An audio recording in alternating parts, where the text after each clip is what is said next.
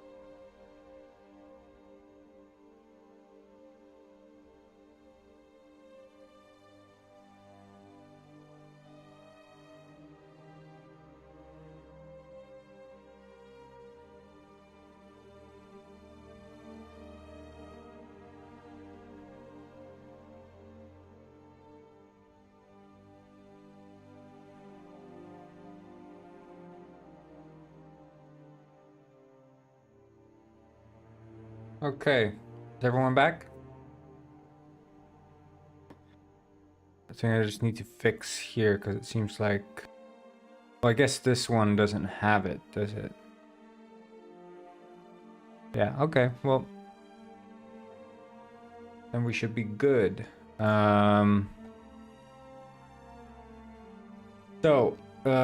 Idea today. Fix the last stuff on the side quest we were working on yesterday. Get that done.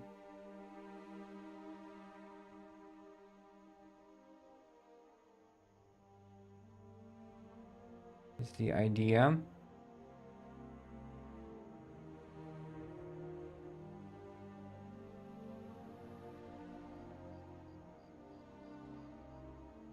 I need to connect the chats as well.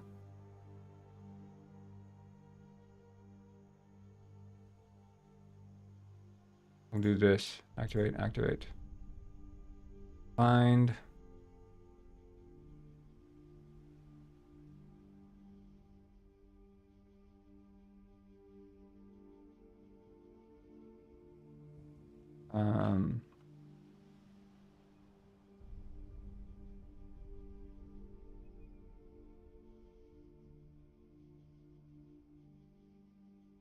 Just setting stuff up here. Good morning, Bitterball.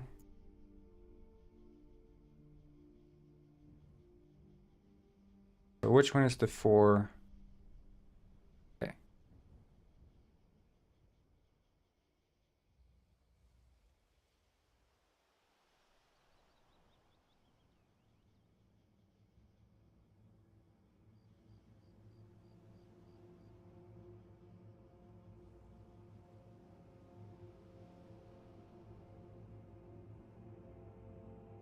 Oh shit, yeah. The magic. I accidentally left the game running. I was gonna add it back. There.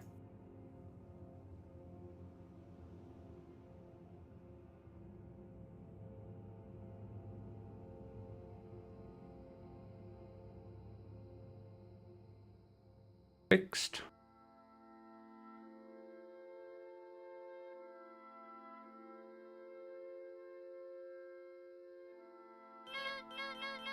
Thanks for the rose, Irving.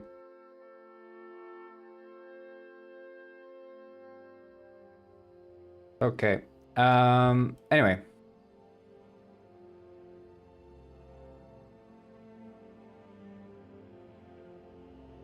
Close out these.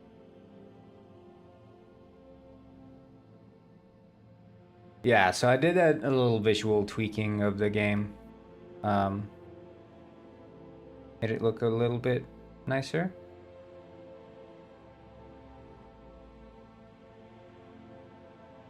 It was great. We had a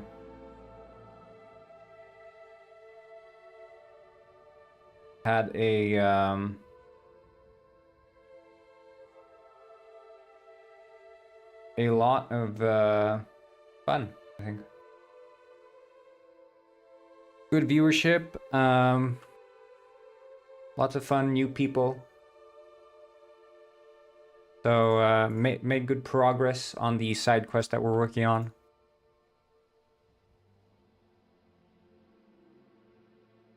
So all in all, I was very satisfied with yesterday.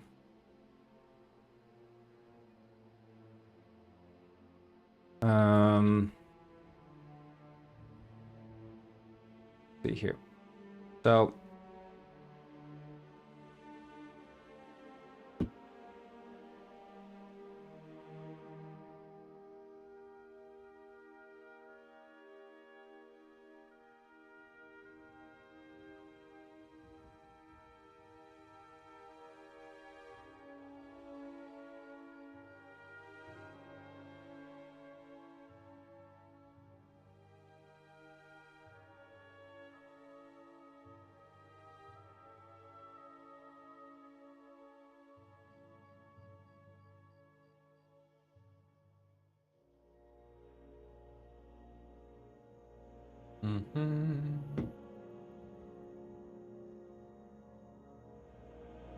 So, I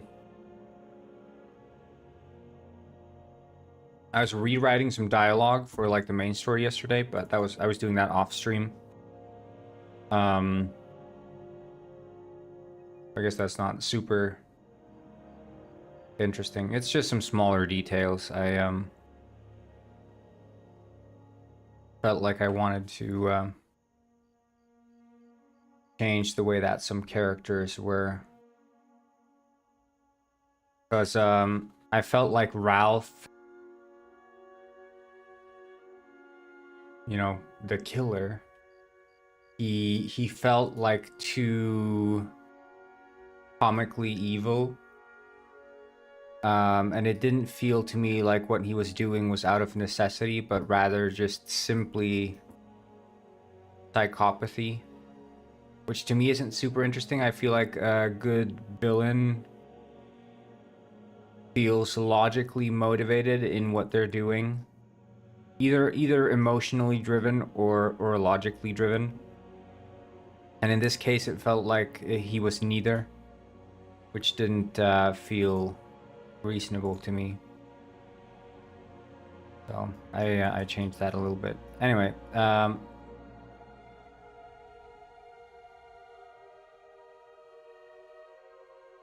we added this barrel tracker thing yesterday, which is going to track the amount of barrels that enter.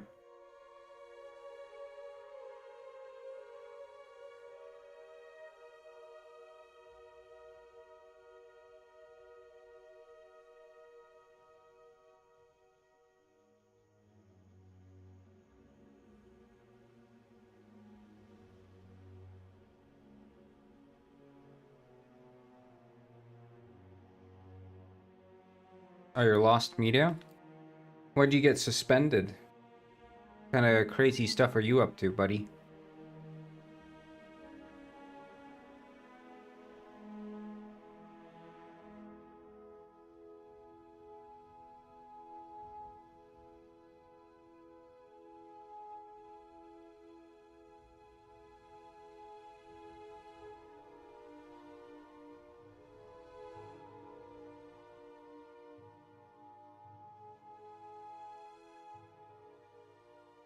Hedgehog. Hedgehog.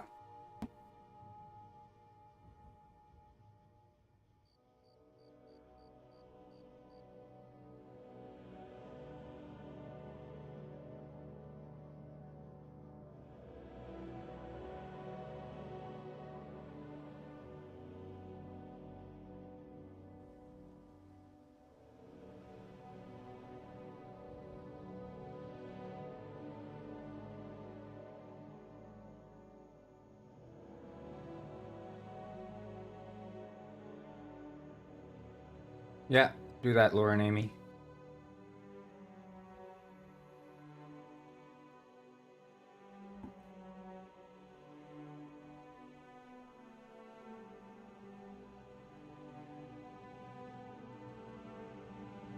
Okay, so we want to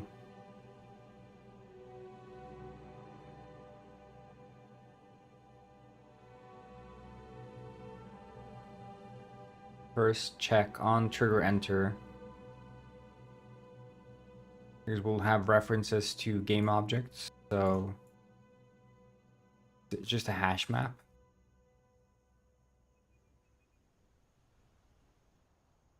Hash table.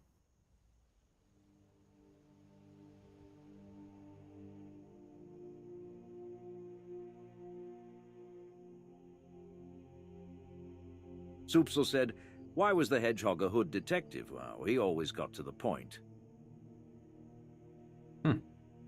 That's silly.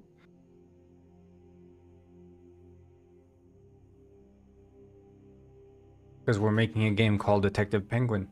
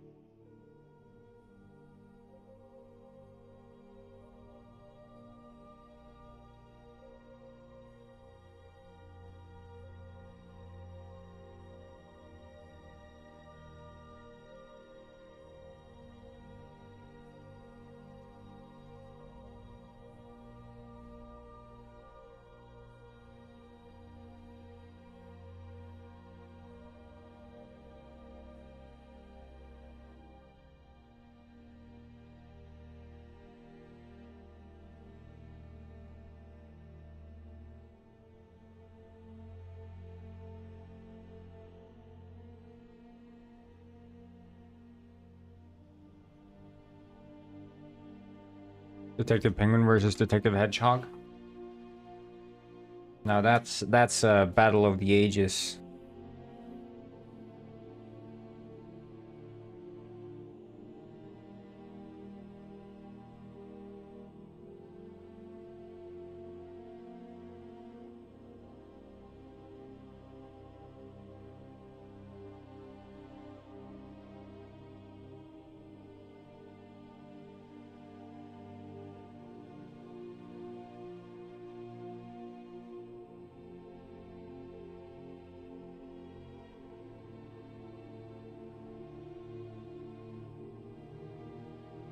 Absolutely love hedgehogs. Why don't you go marry one then?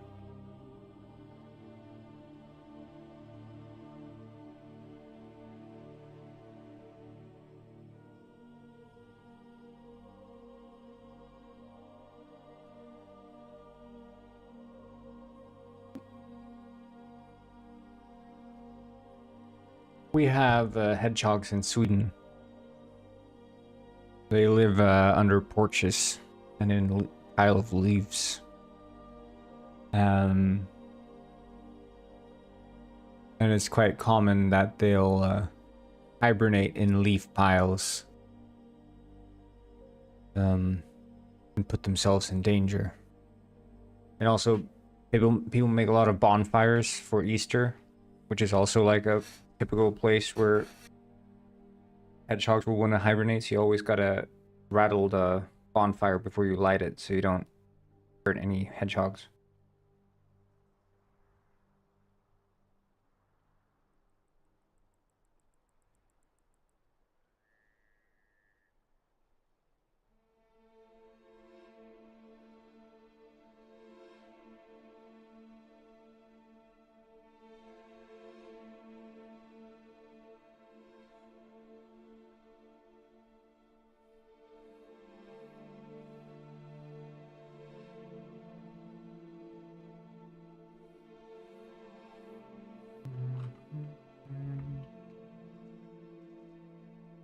string.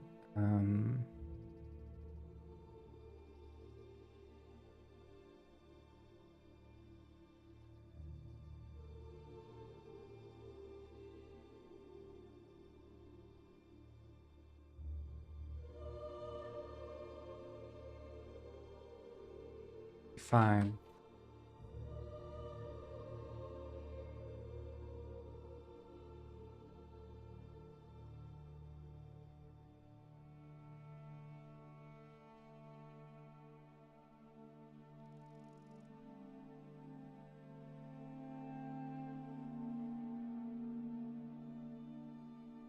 You can't buy hedgehogs anymore? Damn.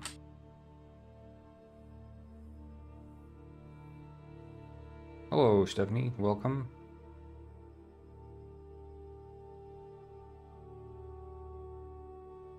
Yeah, it's evolving.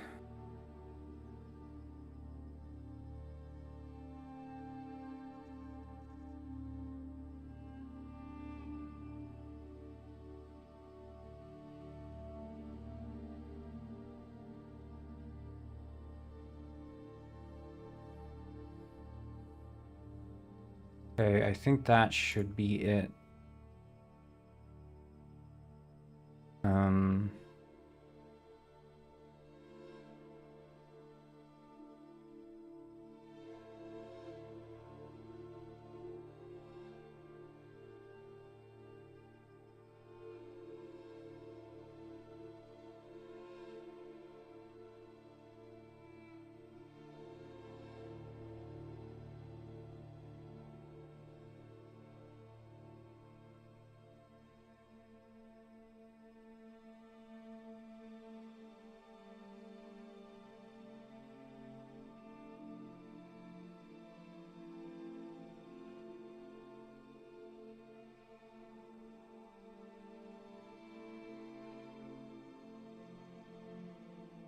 Fish burial job.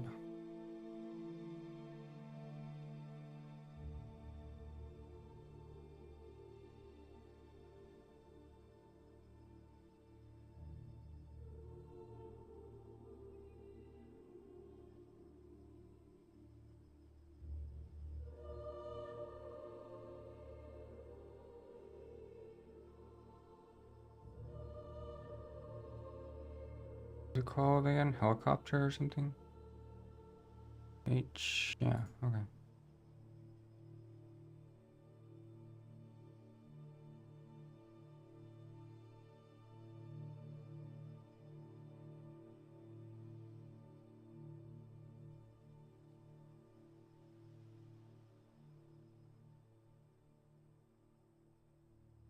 Hey, I know you all are talking about otters and stuff, but you have to look at it from like a otter side. An otter side. You have to see the otter side to get it.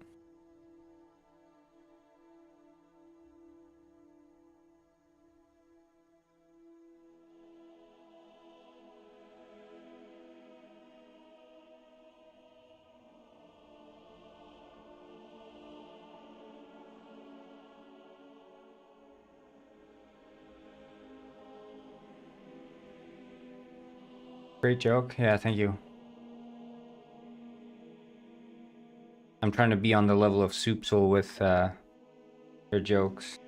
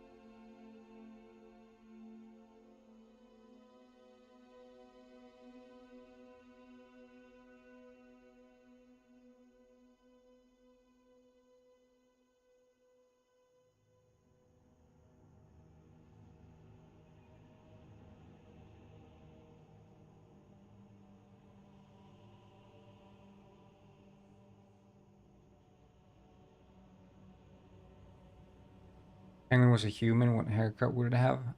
Probably like probably um probably like a buzz cut, or maybe it would have like an afro. I could imagine a penguin with an afro would be kind of sweet. Maybe they'd have like a mohawk.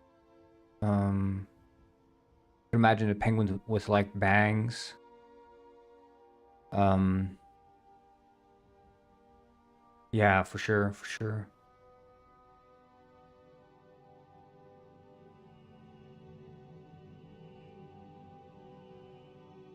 I mean, the possibilities are quite endless for like a penguin turned human, for sure.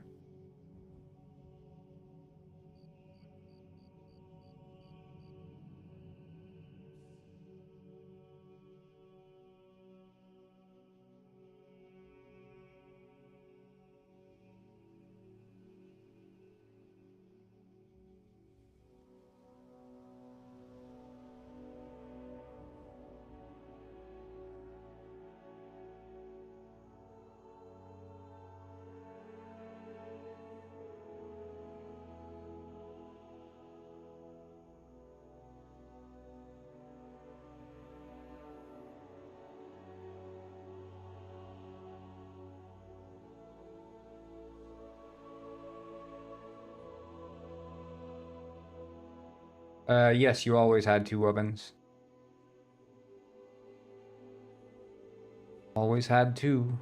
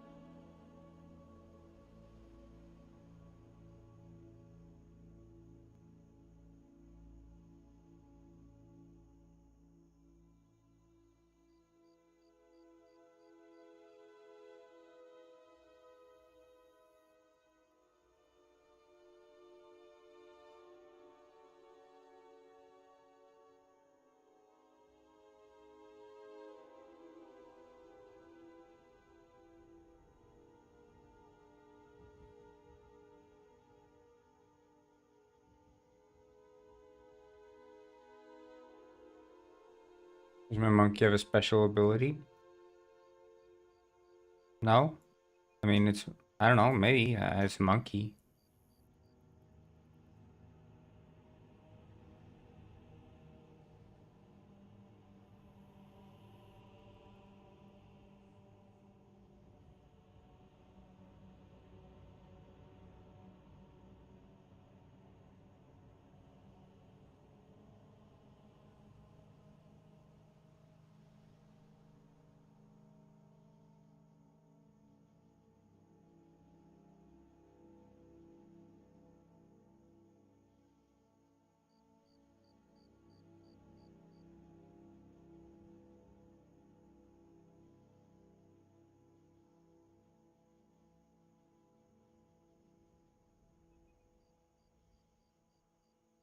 You can go ee ee ooh ooh ah ah.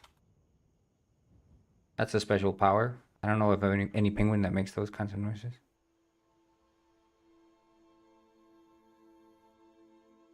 The devil? The devil is in the chat.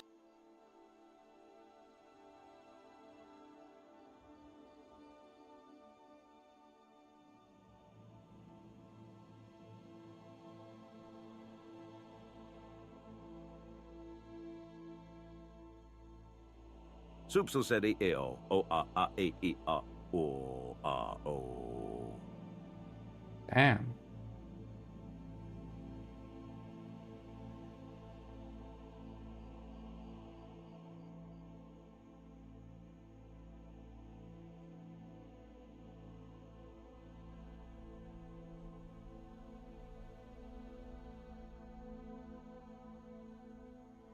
Stephanie said in DK voice,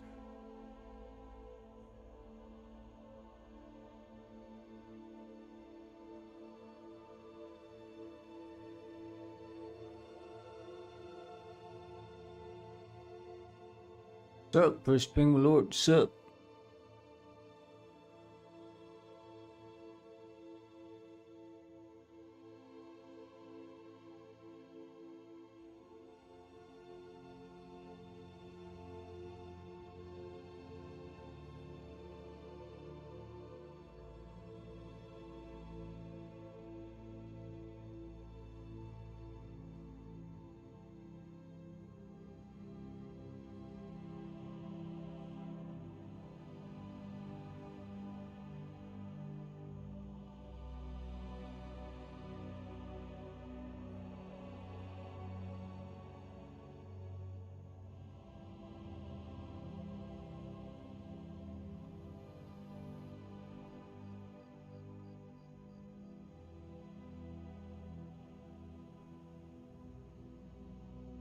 Howdy, gentlemen.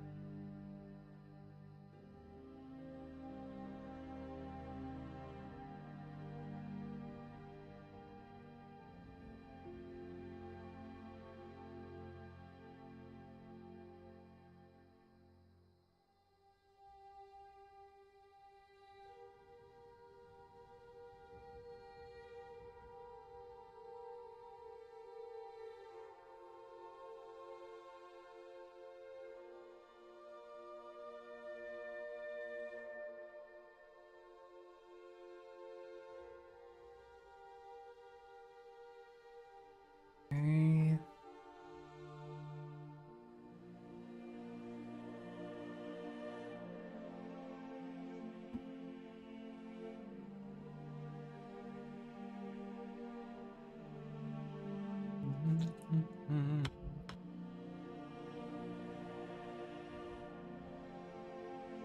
My spacebar is squeaking.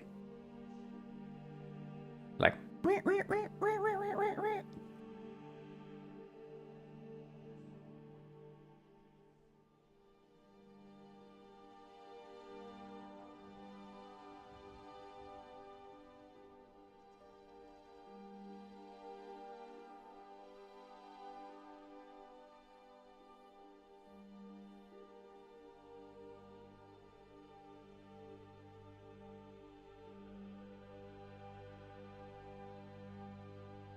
No, more like a little mouse.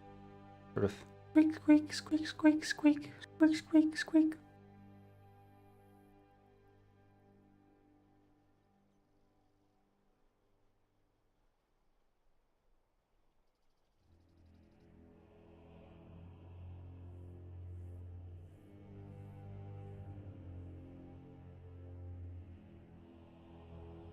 Spacebar is nuding?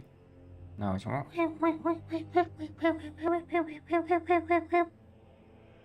don't know, I can't sound like a freaking spacebar. You guys expect too much from me.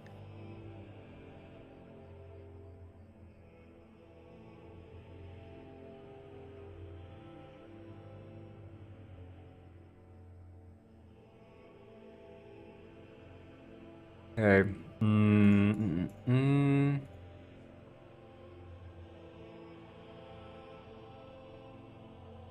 Alice Sverrig said, squeak, squeak, squeak. That's what I'm saying. Squeak, squeak, squeak.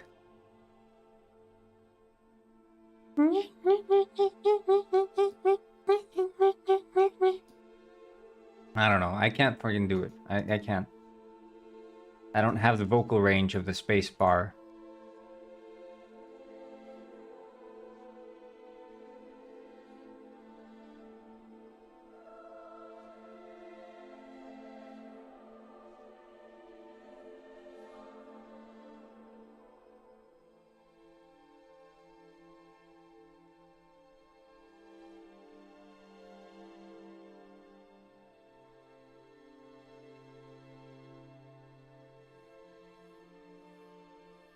Sounds like a sick penguin.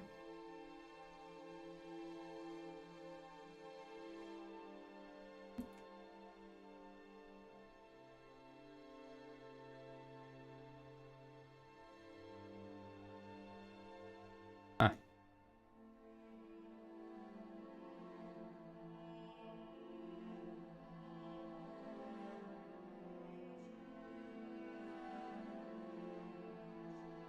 You spilled Coke on your keyboard. Penguin with a stuffed beak. What did I do to you guys?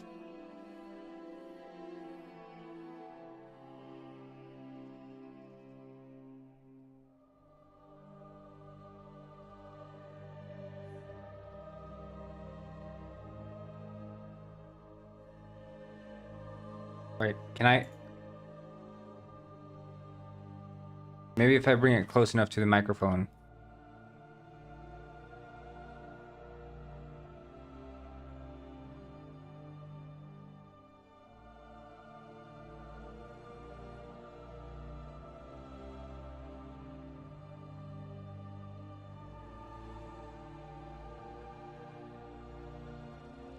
Are you guys hearing it at all? Like the squeaking? Or am I... too quiet? Too subtle? Subtle of a squeak. Pepsi meow?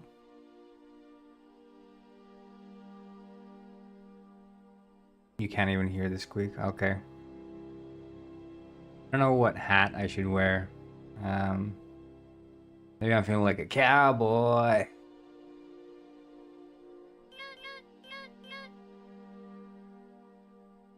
Damn, we got a monkey Gwyn. Guys, you're letting the magic go down. Nobody's protecting the fort. You had 4.5 magic. Is it a mechanical keyboard? No, it's a trash keyboard.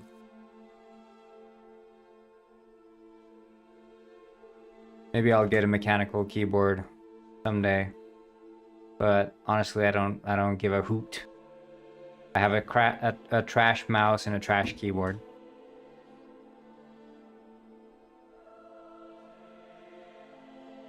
Alice the Spheriger said, howdy partner, you yeed your last whore. Howdy, partner. You yeed your last haul. That was supposed to be a whip sound or something. Cowboys... Well, I guess they don't have whips necessarily. They have more like lassos and stuff, but...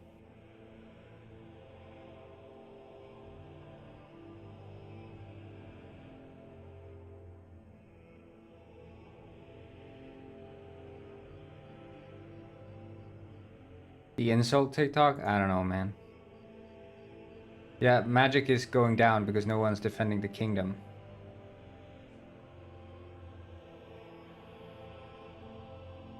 Save a lot of energy? Man, I think if anything, I want to spend more energy if all I'm doing the entire day is sitting at the computer. If I can freaking burn calories by typing, I'll take it. I'm not gonna sit here and worry about my energy consumption from my fingers pushing down keys. I mean, I ended stream early yesterday because I was like, I've been inside all day, practically every day for a week now. And the sun is shining outside for the first day in what feels like 6 months. So I need to go on a bike ride, which is what I did. So I hopped on my bike, I took my laptop, and I went out to a cafe and I was writing dialogue. Keys get stuck? Yeah, my keys aren't getting stuck. That's my breaking point. If the keys start getting stuck, I'm gonna get a new keyboard. But I had this one keyboard and I had it for like 5 years. The spacebar was wobbly, so you had to push it in the middle. If you pushed it off to the sides, it would just wobble. So like the side would slam down. Sort of like so you have like the switch where the keys are always centered, right? So you have the spacebar here, right? And the switch is here. So if you pushed down here, what would happen is that the space bar would be like this basically, and the switch. Oh shit, that was a friggin' whack ass space bar. The switch would remain intact, but the side would wobble down. And I had that for, yeah, I think it was probably 2 years in it started doing that, but I kept it for another 3 years, and that was just my go-to. So you had to push it straight down to actually press the key.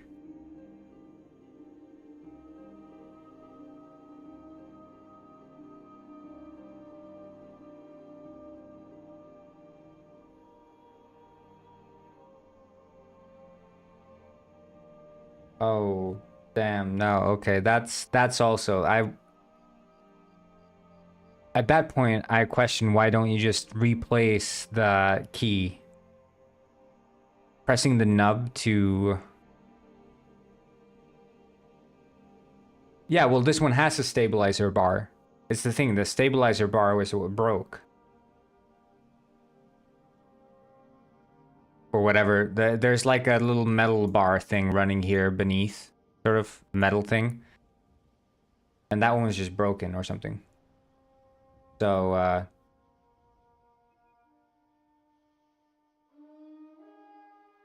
yeah. But again, that was like a keyboard I probably spent, if we're looking at dollar value for that keyboard,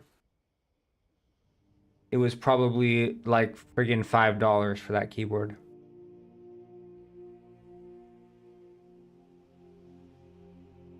Gently touch it to write W. Well, there you go. If it works, it works. Then you're doing proper touch typing.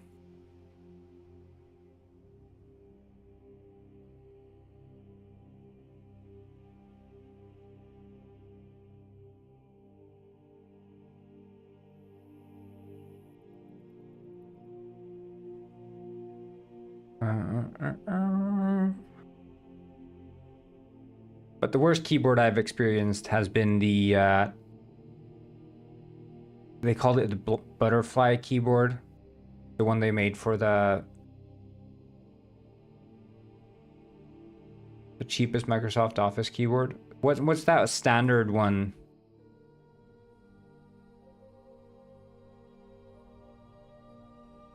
Isn't there like the black one? Yeah, sort of this one. You know, the one you always find everywhere. It's, I mean, it roughly looks like this or something. I don't know. It looks, there's this one keyboard you'll find everywhere in every single office, everywhere. It's not exactly like that. I don't know. It's closer to the way this one looks, I guess. I don't know.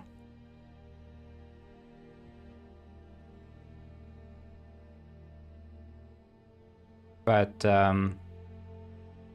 there is this black one that every single office has. I always love those keyboards. You can find so many of them in secondhand stores.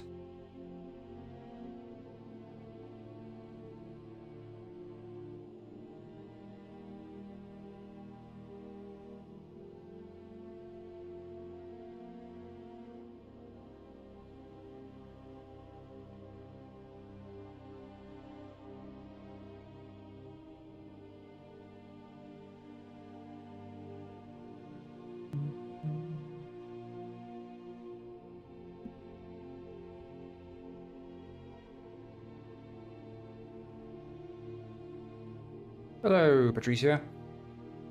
Patricio, not Patricia. Patricio. Patricia. That's Patricio's alter ego. Am I from Sweden? I am from Sweden, but I live in Iceland.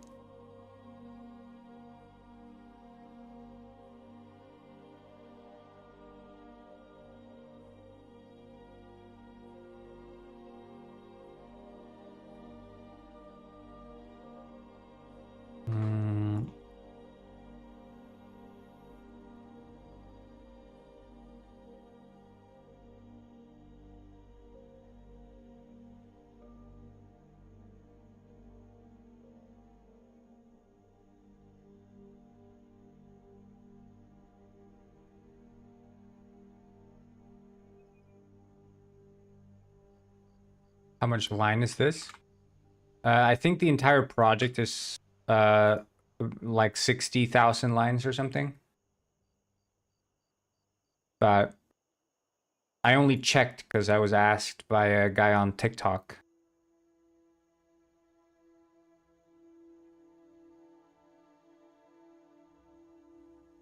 Is that what they call line?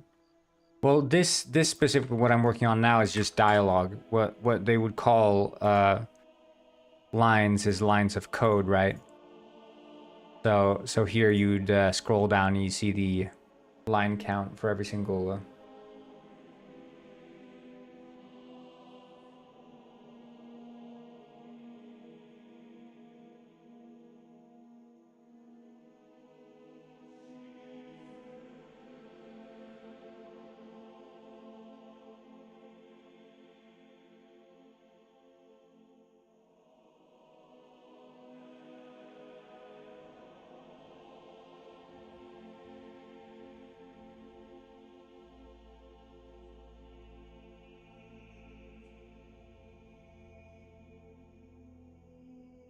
I mean, it's sort of like this, you know. There's just a standard. That's too fancy, but um, they will generally have this sort of.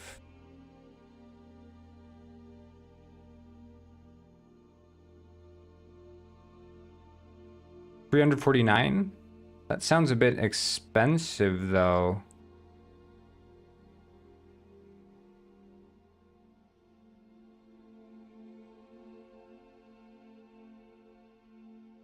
I mean, I guess companies would buy them wholesale anyway, so they'd get them for cheaper.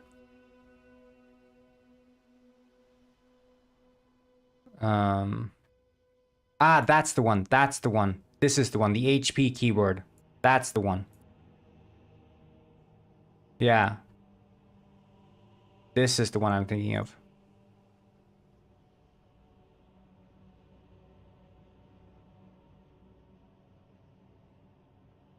See?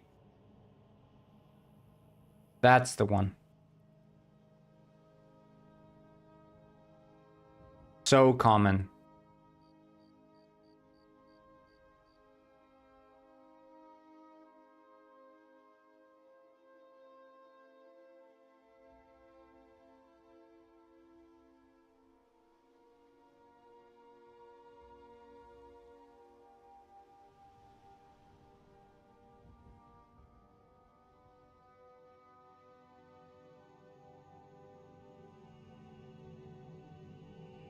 Is this a thing that you guys recognize? I mean, it makes sense that this would be common because everyone's buying freaking HP laptops for like public, you know, libraries, schools, offices. This is the shit they'll have if the office itself is providing keyboards for the computers.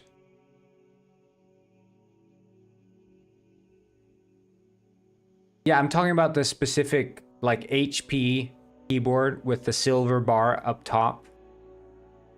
But this is just the HP keyboard that you can find literally everywhere. You've never seen this one. Yeah, maybe it's a Nordic thing, but this is so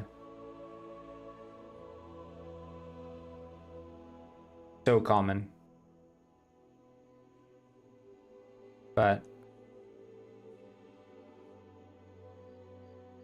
I don't know what these, I mean, they probably go for like nothing. Yeah, I mean, this one's, I guess this is eBay, so this is second hand, but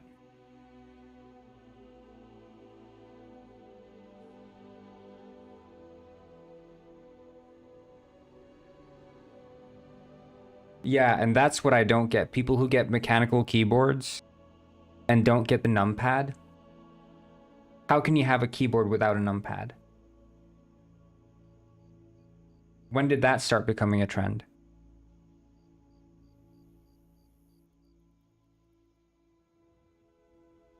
Is there anyone here that doesn't have the numpad?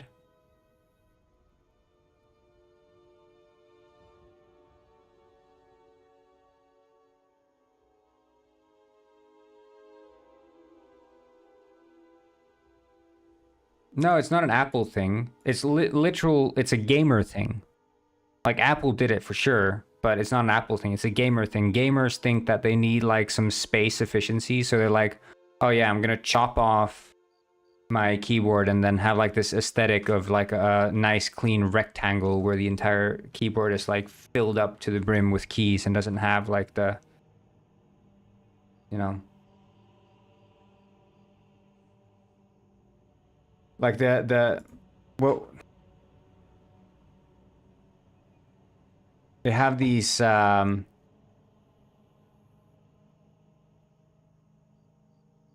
things like the one-handed gaming keyboards and stuff. So like the trend for gamers specifically and these sort of aesthetic desks is to shrink down the amount of keys and desk space that they are occupying.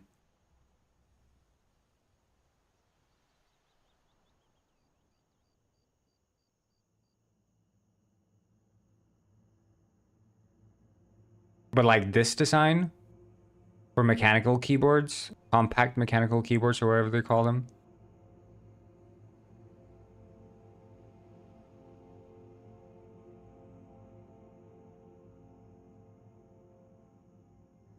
But yeah, this abomination.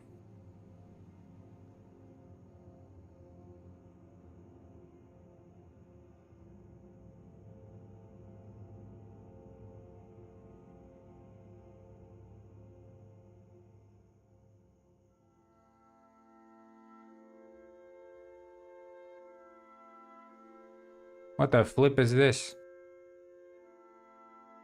this for the nuclear launch codes or?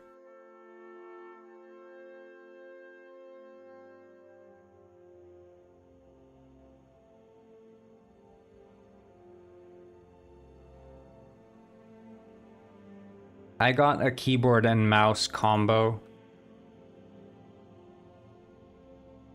The MSI keyboard mouse combo. This is my keyboard.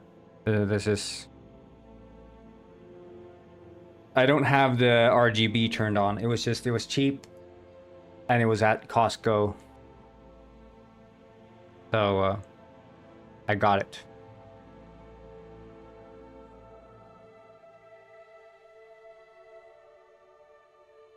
But the RGB shit, I turned that off day one. I can't stand it.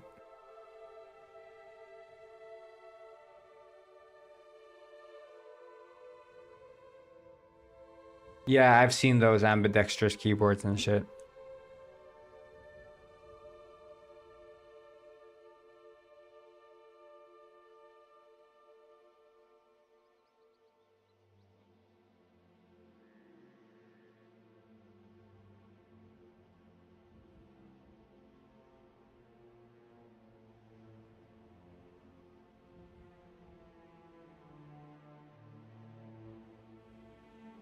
But yeah.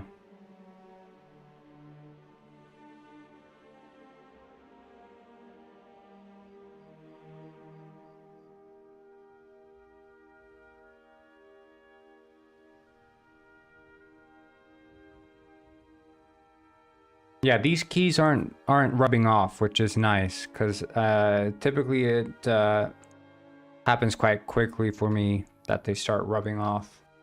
So I guess that's probably because I've been using these shitty, low quality keyboards for so long.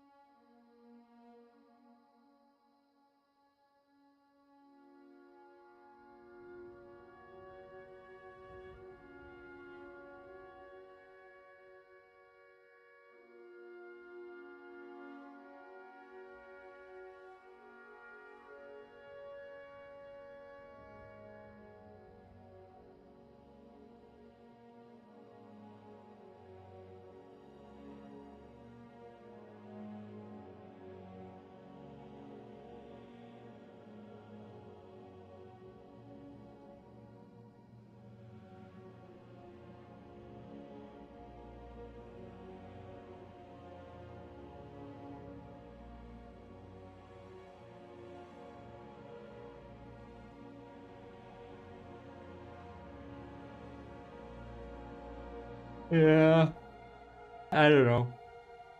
I feel like with most things, like no matter what sort of hobby you get into or special interest, you can start obsessing over the details, and then all of a sudden these details become blown out of proportion and become your entire like personality. It's the same with music. It's the same with switches. It's the same with friggin' I don't know, interior design, cars, whatever. People start obsessing over these minute details that, at the end of the day, don't actually matter at all. Uh, and it's like generally just having the thing and having it work is good enough.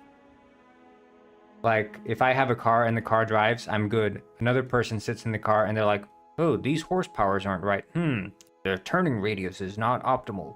The resolution on this camera here is not perfect. It's like, I don't care. If I put my foot on the gas and the car moves, I'm happy.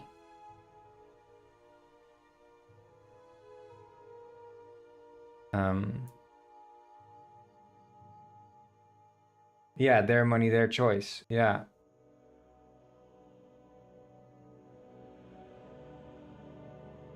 I think that is completely true. But I think everyone should be wary and ask themselves if they have gone too far off the deep end. And are they looking at minute details and blowing these minute details out of proportion relative to their actual importance?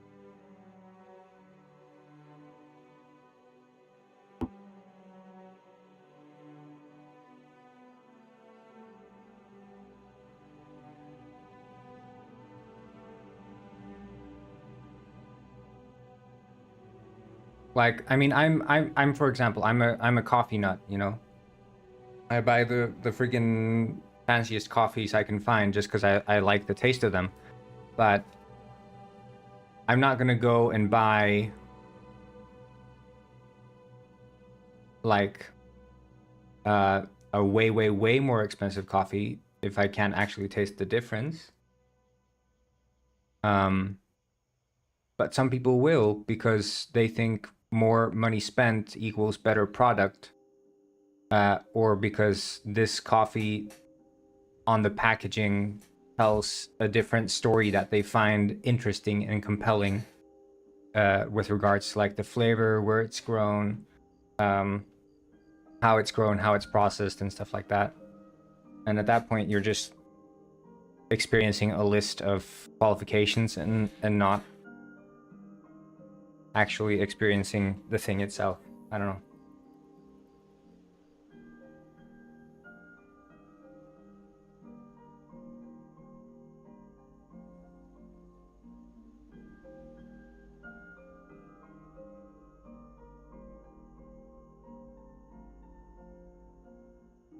It's the same I feel with games. You know, people looking at the FPS, they're like, "Oh, this game is not running at 60 FPS, therefore it's a bad game." Well, if you actually sat down and you played the game, you would realize that maybe the frame rate doesn't actually matter that much, and what really matters is how much you're enjoying the game. And if the frame rate of the game is what is obstructing your ability to enjoy the game, then maybe you have a warped way of looking at experiencing games and experiencing media.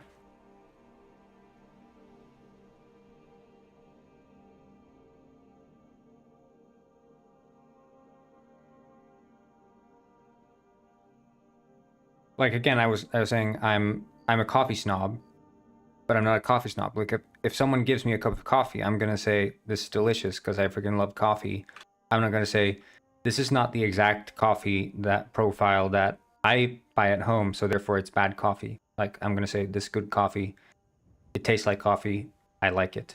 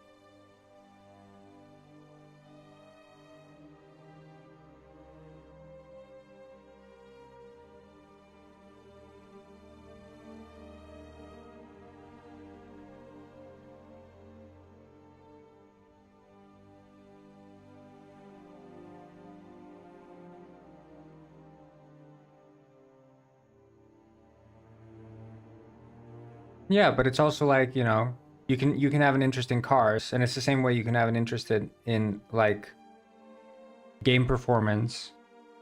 Um, and you can enjoy games that run well, but I think also it's sort of like some people look at a game running at even like 40 FPS and they're like, it's not 60, it's trash. And it's like, okay, buddy.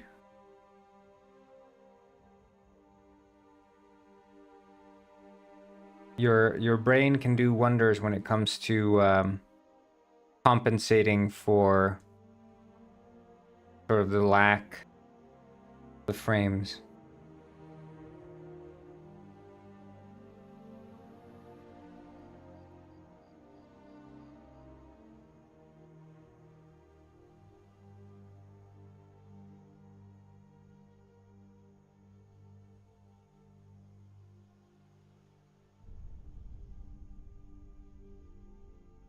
Then why need the 5090? Yeah, that's why you need the 5090. Gotta have the 5090.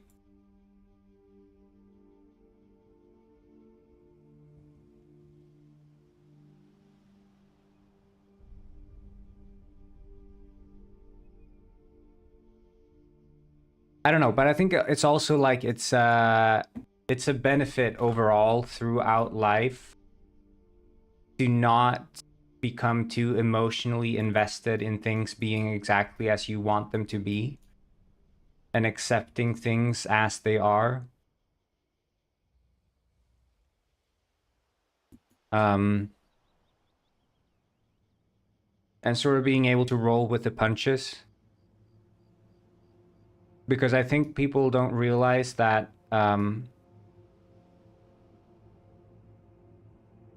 they are living in times where they are very privileged and have access to so many things in the exact way that they want them. They can order a burger at McDonald's and remove the pickles. That wasn't always possible, people. And they can do it on a screen.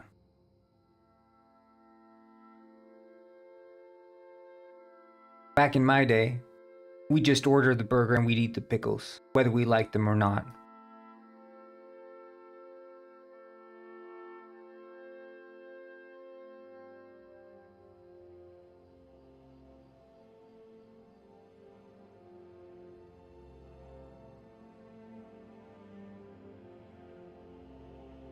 Yeah, when you order on the screen, you get like special order options so you can click away like stuff from the burgers generally.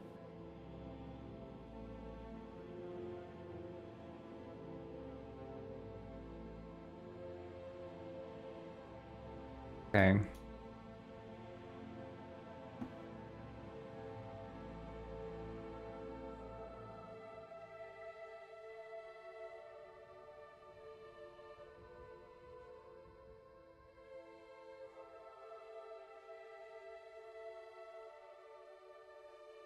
I don't remove the pickles. I love the pickles. I would never remove the pickles. I think people who remove the pickles are crazy.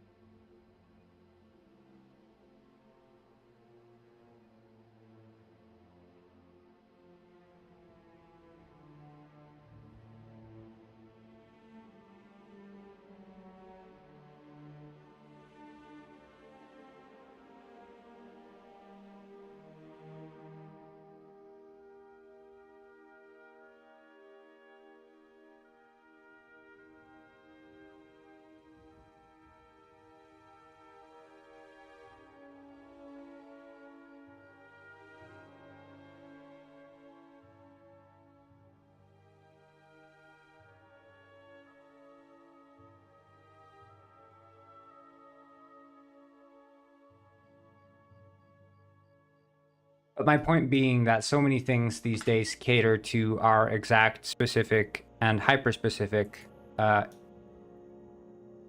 preferences. And I think being able to live without being catered to your preferences is a virtue. Some people call it settling for less. I call it being happy with what you have.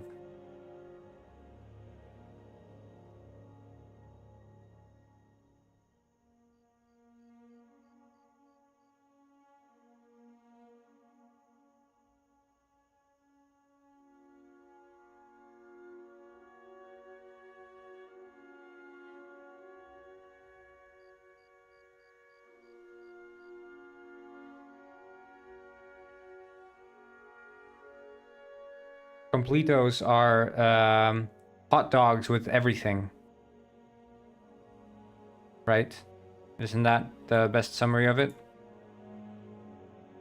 See, we in Iceland we have our own completo, which is eina með öllu. This is the Icelandic completo.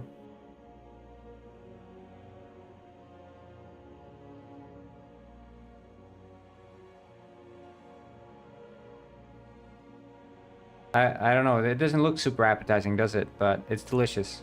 Maybe this one captures it the best.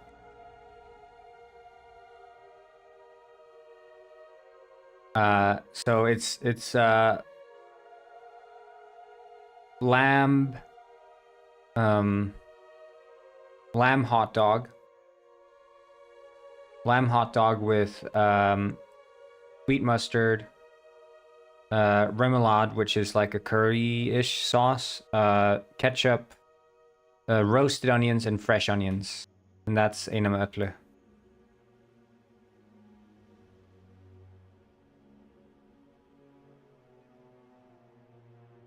Stephanie made it, people. Stephanie Blitzel made it. Patricio said, Usayu was, I kade de di bita do you, I could choose over Fubota by ADS.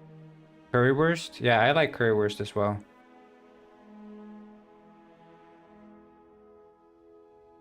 But currywurst is completely different from this. When I say curry sauce, I mean like there's like turmeric in it and mild amounts of curry sauce. It's mostly like a mayonnaise-based sauce. Mayo with like some relish in it.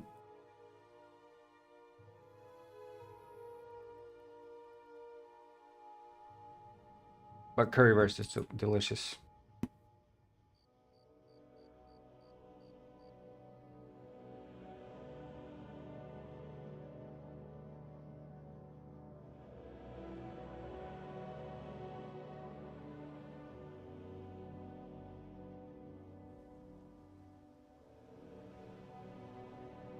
No, you're letting the barbarians come and steal the magic.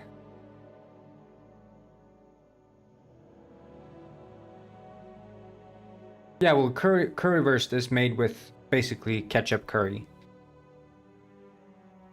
And in Sweden they have a thing called curry ketchup as well, which is so I think that the just the combination of curry and ketchup is a hit. When I go to the Swedish like street food places, we call them gatukök, street kitchens. You buy a hamburger and you get curry ketchup.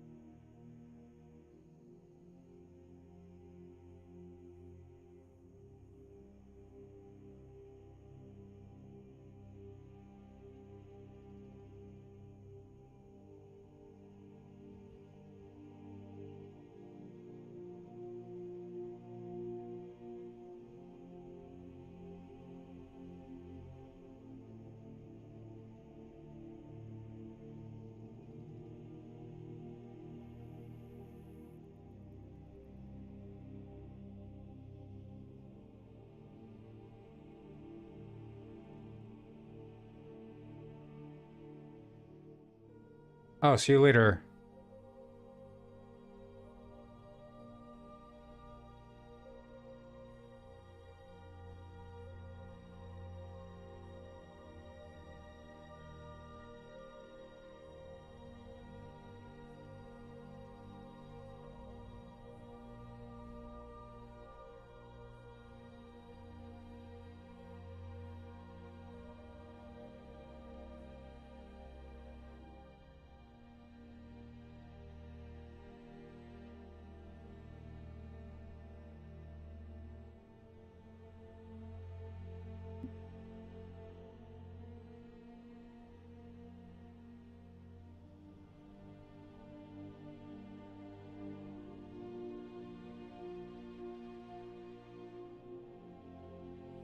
Forest speedrun, I see.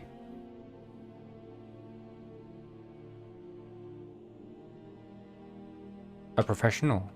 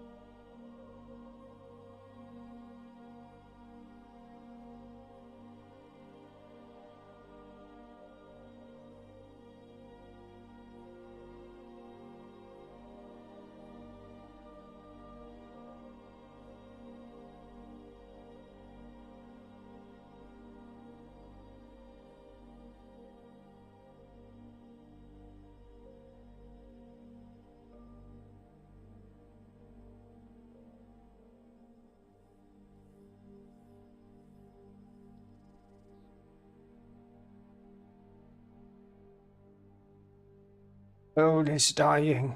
Rah!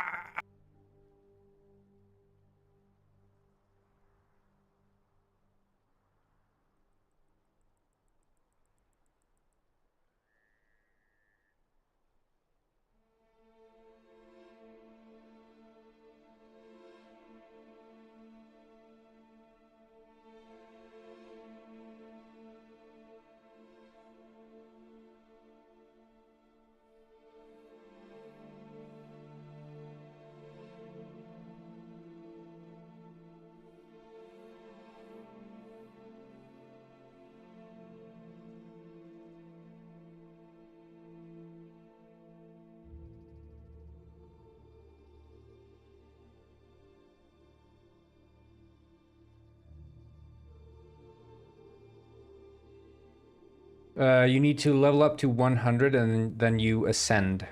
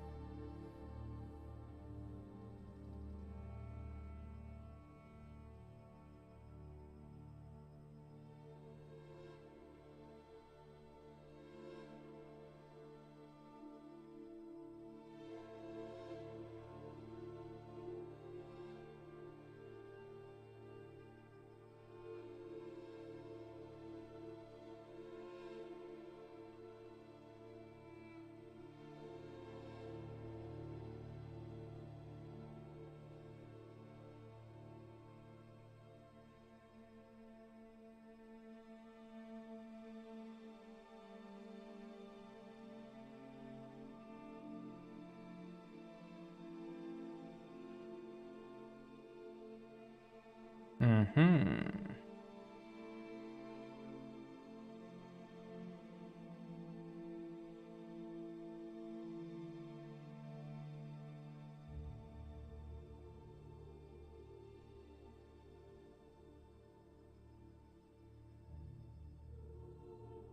That's how you hook down.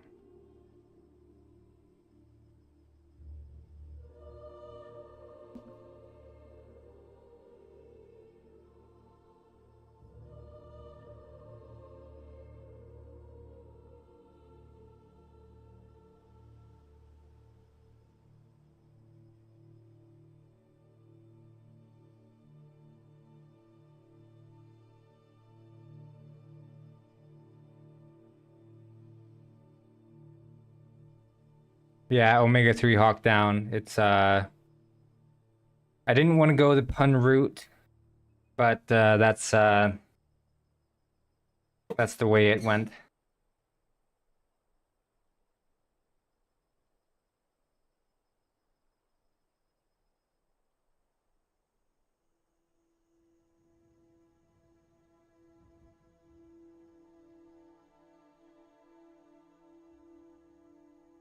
It sounded so like forced in my mind, but yeah.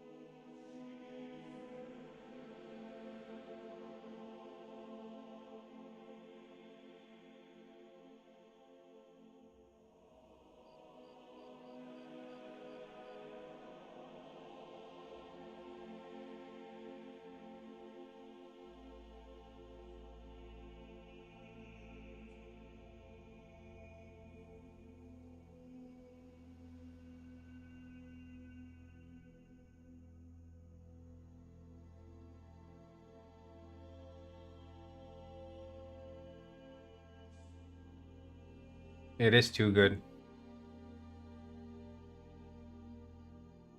But it's also, I mean, I think it's like it's so forced that it verges on being like ridiculous. Because it's not even like, you know, Black Hawk Down. You could have like a pun if the helicopter was like red, you'd like write Red Hawk Down, or because it's purple, you do like Purple Hawk Down. But I take it one step further and ignore the color play and simply just say Omega 3 Hawk Down, which I feel sort of completes the loop and makes it actually funny again.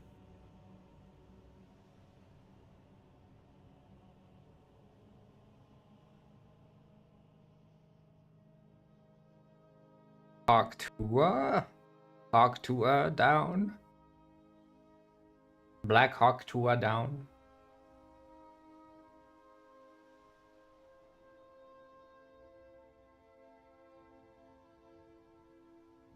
That's too far.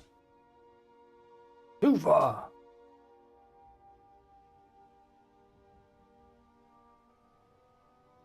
Hawk Tuna down. This game, if I have that title in, this game is gonna age like so quickly. They're gonna be like, what's Hawk Tuna?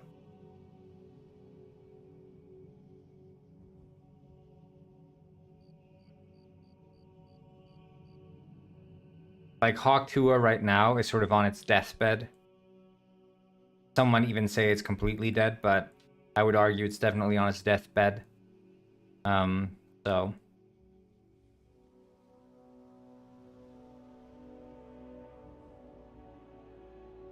Hawk Tuna coin and dating app. Yes. Hawk Tuna coin.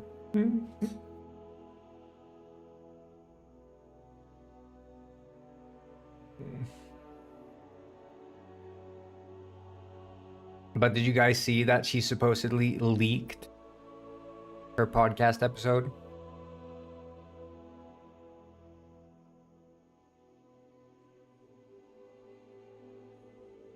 Someone spat no, and it all went out. Someone spat on the helicopter, on the Hawk.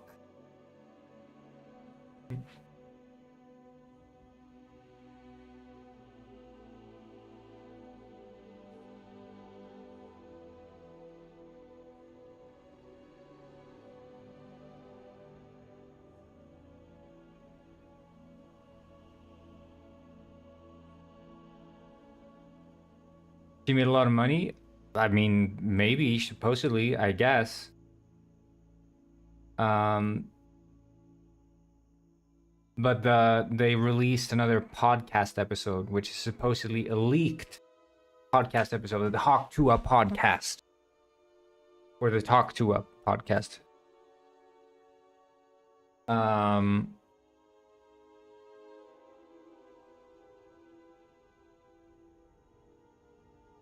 I saw like super short clip of it, but what I saw was basically her saying like, "Oh, we didn't know what was gonna happen. We thought this was a real coin. We thought it was gonna be like a long-lasting coin. We had no idea."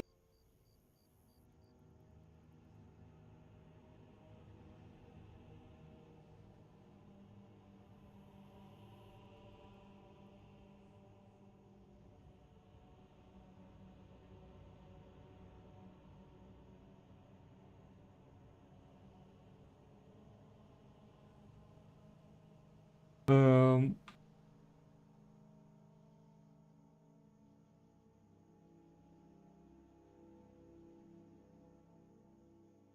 was it a confirmed? It was a confirmed rug pull. Yeah, that's exactly. It was a confirmed rug pull. But the way that he talked about it in the clip was that he was like, this was gonna be a long-lasting coin. This was gonna be the one. We had no clue that it was a scam." A rug pull is basically where you lay out a rug for people to walk on, and then you pull the rug, and it turns out by walking onto the rug, that everyone who thought this rug was a rug got scammed, where in reality this rug was a trap that was going to be pulled from the get-go.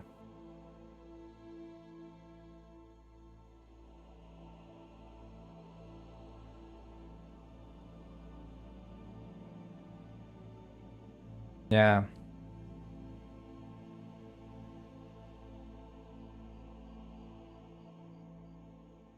It's when, basically, I mean, the expression is like you pulled out the rug from under me, meaning, I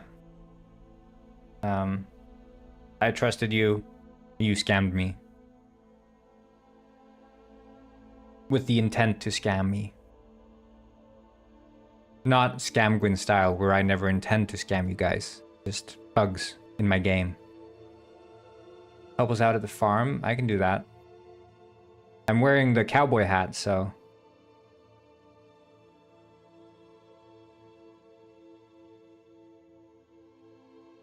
Yeah, thought out scam. That's the short of it.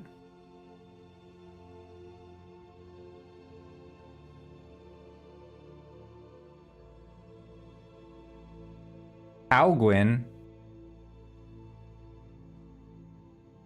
What kind of a backhanded compliment is that?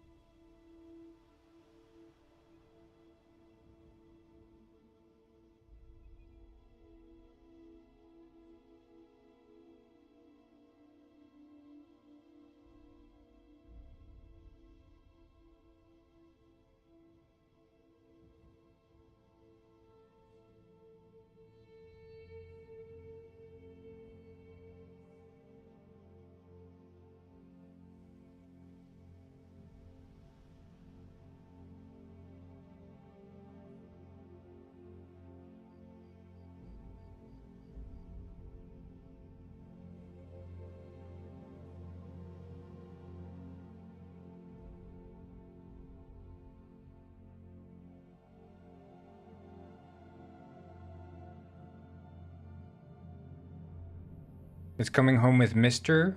Mr. Who? Mr. Penguin?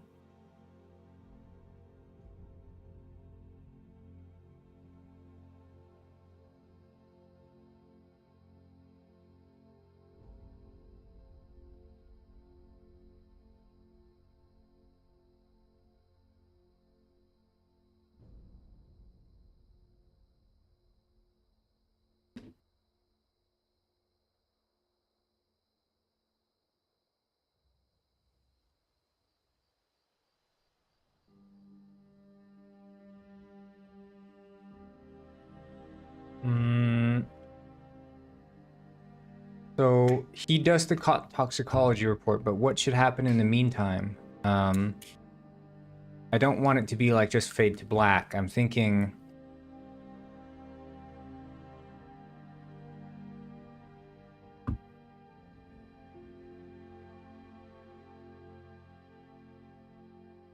Stephanie uploaded in fan art? Oh, or you uploaded something in fan art. What the clown?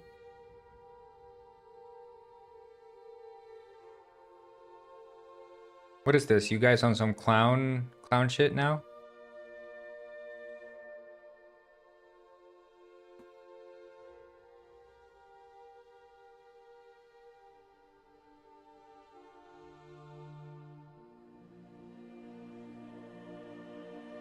Or,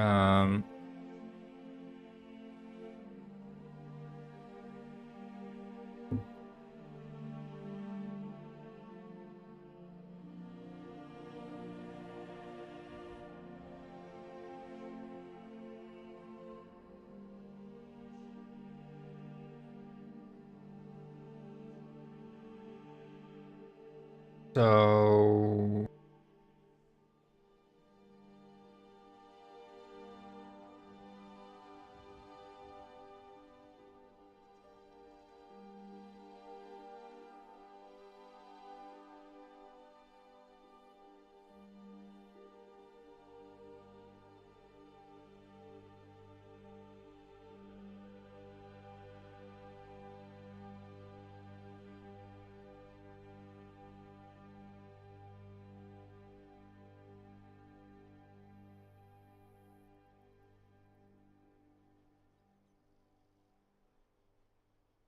we could add a separate room in the hospital.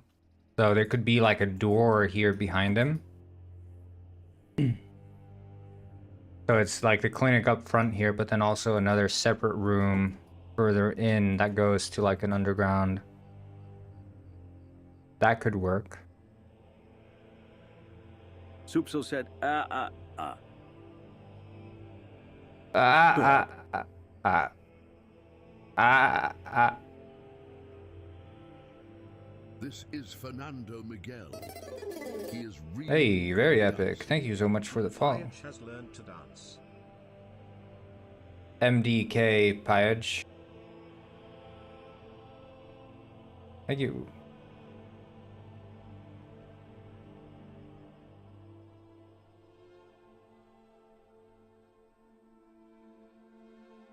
Very epic penguin moment.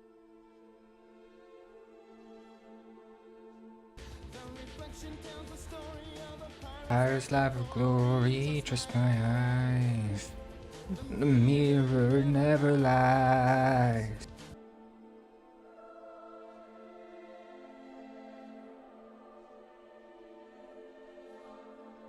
Hmm.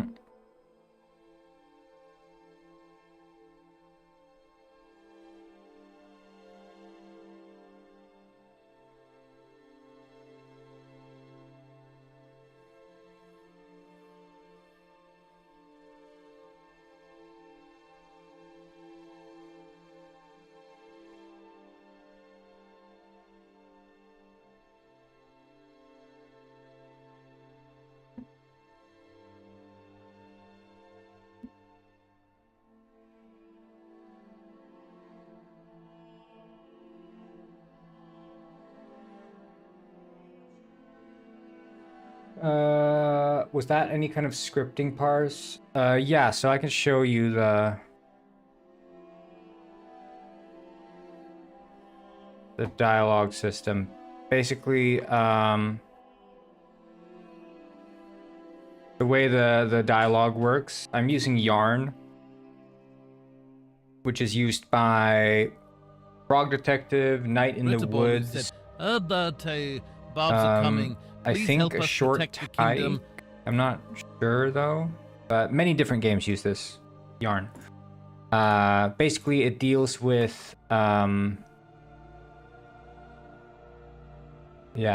I don't know if you're familiar with Yarn. Yarn Spinner, I guess is the full name.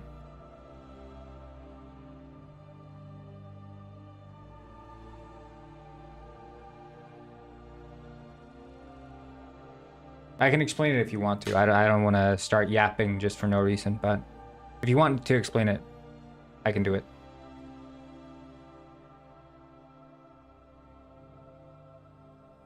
Okay, yeah, I will explain it. Sounds like you're interested. Okay, so custom tool. No, it's not a custom. Well, so it's from the asset store, but it's quite cheap.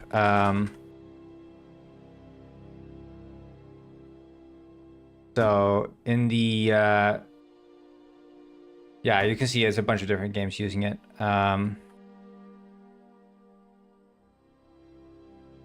So it's in the Unity store, and I think yeah, I guess it said oh, this is the itch.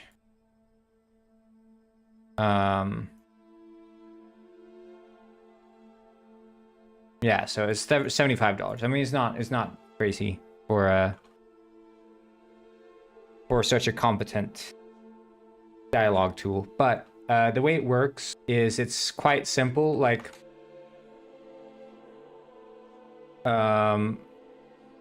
it deals in basically,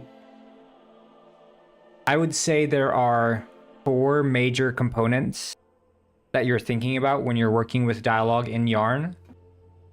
So one is, and the first and primary one is, you have,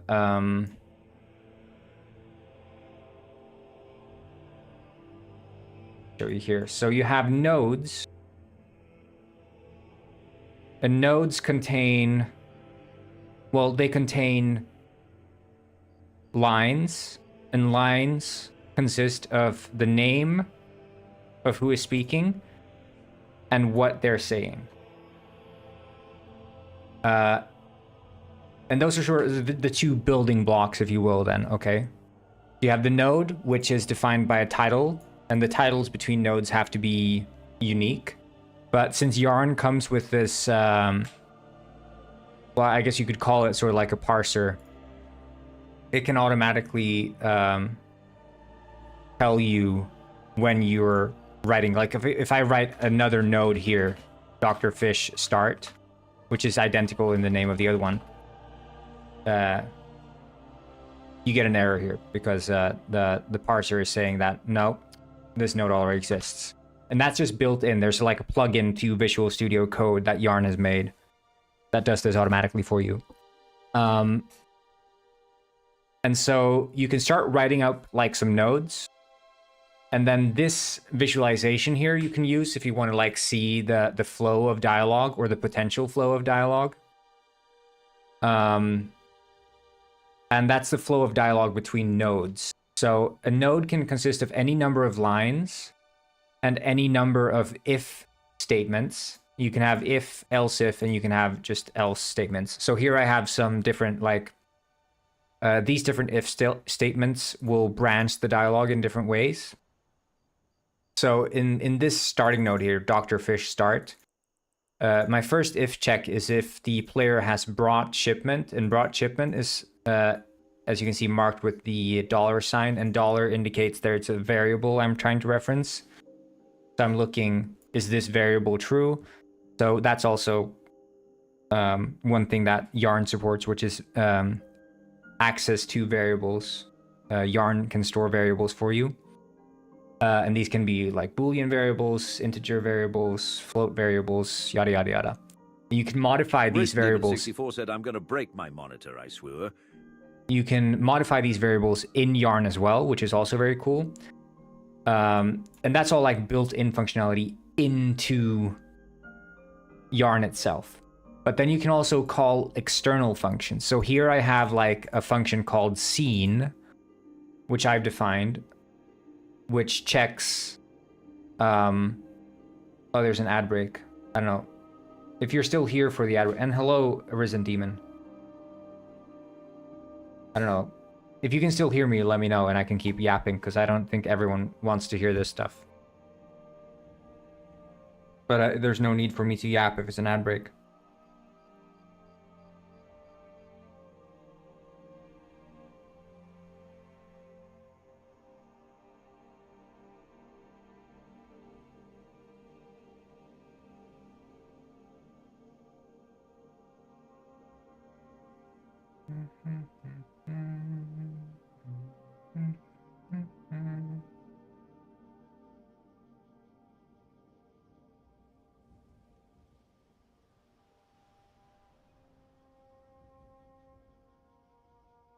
I can hear you make of the noising. That's great, Risen Demon. I was specifically referring to MDK because he was asking about this dialogue asset I'm using, and I'm hyping it up because I love it. But the ad break is almost over, so he should be able to hear me in 3, 2, 1. Now you can hear me. Okay, so we're back. So I was saying before the ad break there, MDK, if you're still here, that you can define and call custom functions and methods. So for example, here I defined one method that's called scene, which takes an input of a string, so I can see if the... There's no problem, Resident Demon. You weren't interrupting. There was an ad, so... this calls scene and it checks if we've visited a node before, but I've also defined like other methods here that you can call. So for example, set task, which, because my game is a detective game and every like case you have a different task for. So here I have like multiple input variables or parameters. So I can do set task with the name of the case and then what is the task we're wanting to set. You can use the jump method, which defines jumping from node to node. So each of these arrows here means that somewhere in this node there is a jump call that brings us from this node to the other node. But basically, I mean, if we're talking like right out the box, you have access to the jump methods, you have access to the nodes, you have access to the lines, you have access to branching dialogue, you have access to if statements, you have access to modifying variables, assigning variables, reading variables. And all of this you can just do right out the box with the stuff. And then you can expand on it so easily just with... So I have this class here called... I call it dialogue utilities. But it defines a bunch of different method calls that I'm using. So does it support calling your custom C# function value? Yeah, so here, this is how you allow a function to be called within Yarn. So this is my, for example, I have a warp function here, yarn command warp. This is all you do. You just add that on top of any function. So this is my warp method, and I just add yarn command warp. And warp takes an input of a character name as well as a game object target. And then I can just call that from within the dialogue, which is so handy. So within here, for example, I'm calling warp for the character helicopter pilot, and I warp it to, well, what game object warp pilot hurt. And Yarn has a built-in thing, which is if you're using like game object as a parameter, it will just do game object dot find and then basically that. So it will do game object find for the name, which is quite handy. But I mean, you could do custom functions for that as well. But it's just out the box. It's very intuitive. It has all these different functions that you can use, and then you can so easily extend with new functions by literally just adding a single line attribute. That's it, and now you can call it from within the dialogue script. And you can also add these like tags to lines, so you could do like I'm doing here hashtag last line as a way to say that just read this line but ignore it. Like don't await user input to read the next one. And it just, yeah, it parses everything for you. And you get the character name and the line content separated. You can also, it can automatically generate unique IDs. If you ever want to do like localization, it can just automatically create unique IDs for every single individual line. There are like infinite possibilities with this. If you don't want to learn so much about a dialogue system, this is the one. And the guide they have up on their website is just, I mean, it doesn't have to need anything. Like you have this syntax reference. This is the quick reference. You have the header, which is the title of the node, the body, which is the content. And you can use tags, and then you have the dialogue, which is character name, line, character name, line, character name, line. In this case, the dialogue. Yeah, you can also skip the character names if you just want to have dialogue. can do that as well. You can, yeah, you can reference this reference variable within text using the brackets. You don't have to do a bunch of manual parsing. Like, it's so easy, so easy.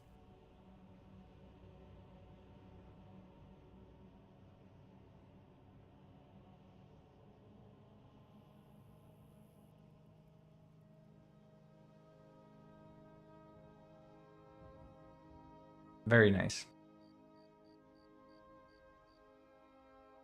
Performance impact? I mean, it's 0. Supercell said, really. line character name, line character name, line character name, line character name, line character name, line character name, line character That's name. what I'm saying. The performance impact is virtually 0. I mean, because the thing is, you don't have to think about performance impact when you're running dialogue, because you're running dialogue within like scripted moments, right? The game is slowing down, and I don't know how they're like storing it, but I would assume it's some sort of dictionary hash map ish thing. Hello, a random thing. So yeah, I don't think there's any performance impact you have to worry about this.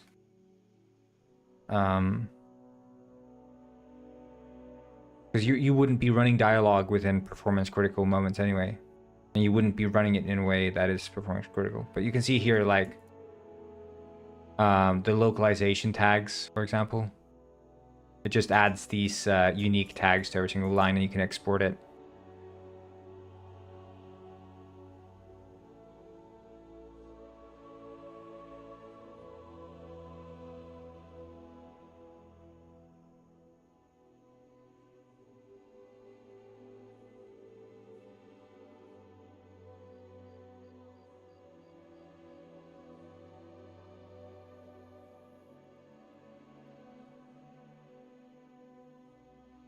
So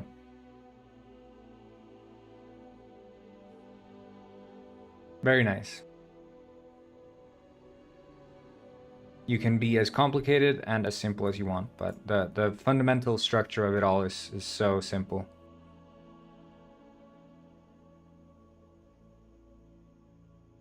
Highly recommended. This game wouldn't exist without this. No way.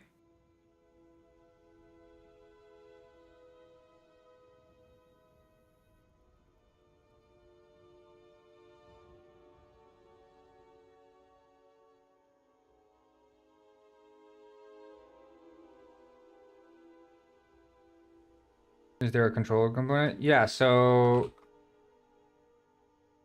whenever you run like a dialogue,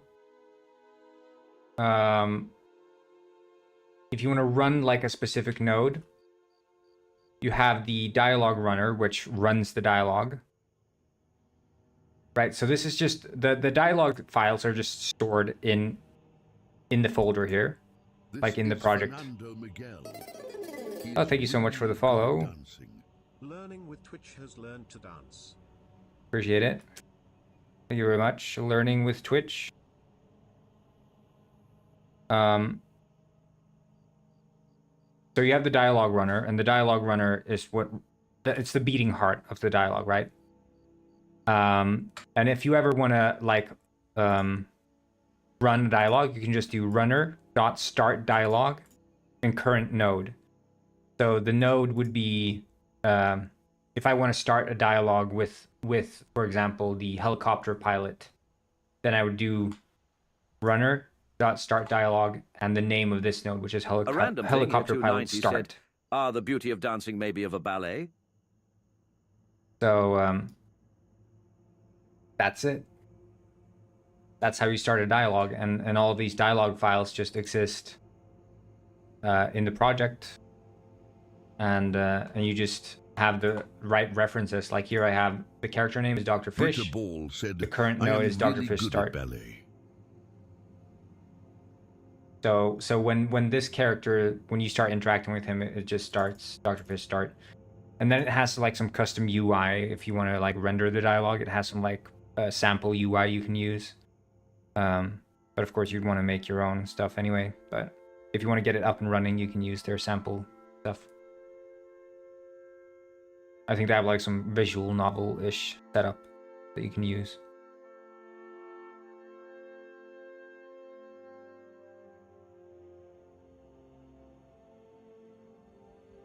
Very simple, very handy.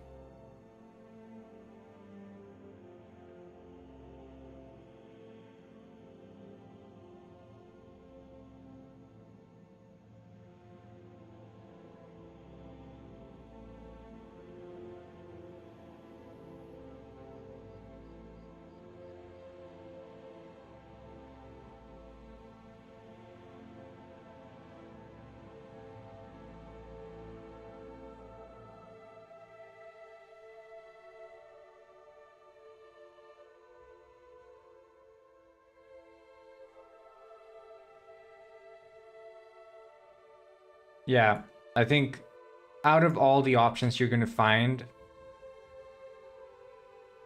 well, the thing is, I think it's like, unless you're gonna make the next freaking Baldur's Gate, this is gonna be like more than enough. I don't think generally indies would need much more.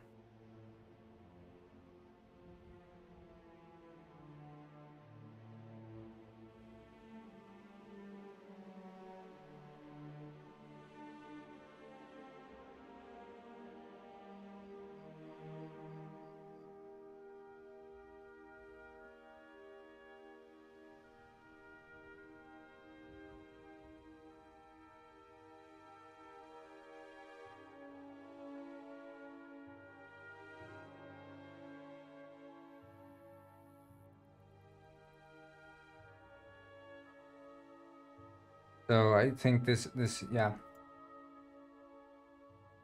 you will be more than settled with this.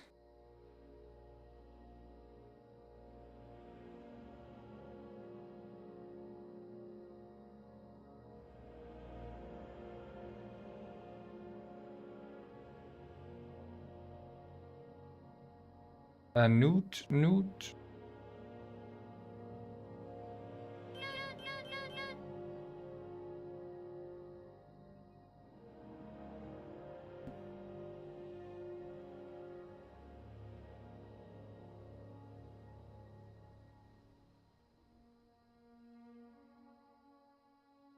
Yeah, it's a 3D penguin game. It's all about being a detective and sort of solving crime, if you will.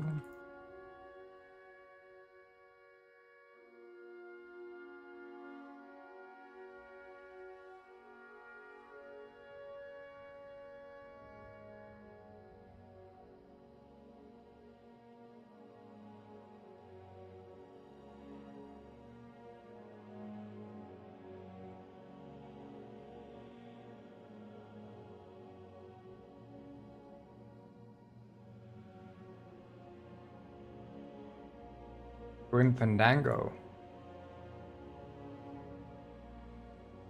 Isn't that the what's the name? Yeah, Tim Schafer. Yeah. I never played Grim Fandango, but Grim Fandango is point and click, right?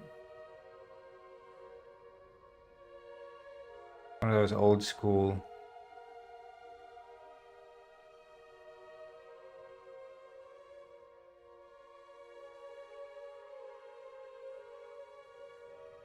No, I guess it's not point and click. More, maybe it's more like Resident Evil style, like pre-rendered.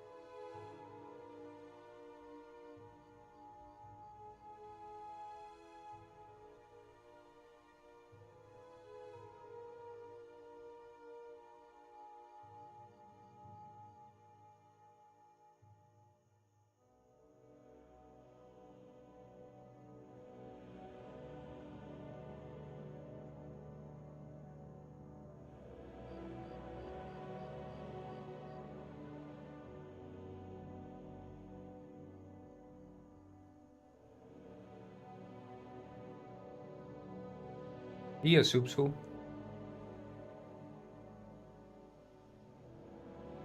I see, MDK.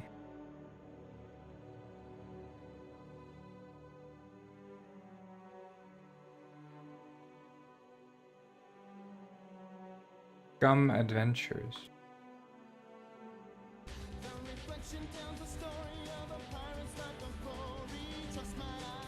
Wait, Scum.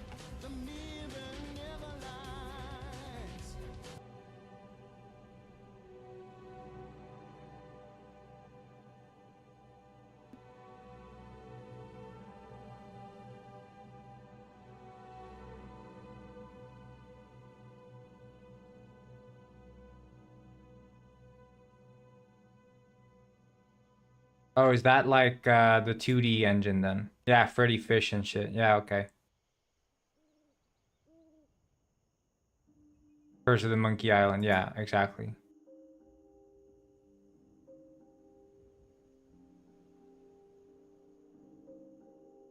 But that was all Scum. Okay, that's interesting. I didn't know.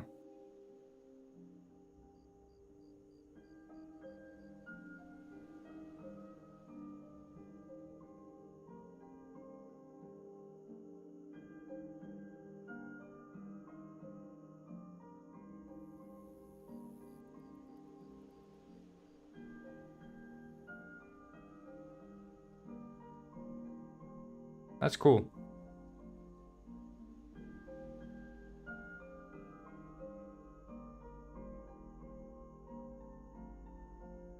Yeah, I mean, I played Freddy Fish and shit. I played that. But you get like people in here who don't even know what World of Warcraft is, so I never make assumptions about people's age anymore or their knowledge. But like Scum, I wouldn't assume is necessarily something, you know, I would have necessarily been expected to know at least. So I don't feel too bad about not knowing Scum.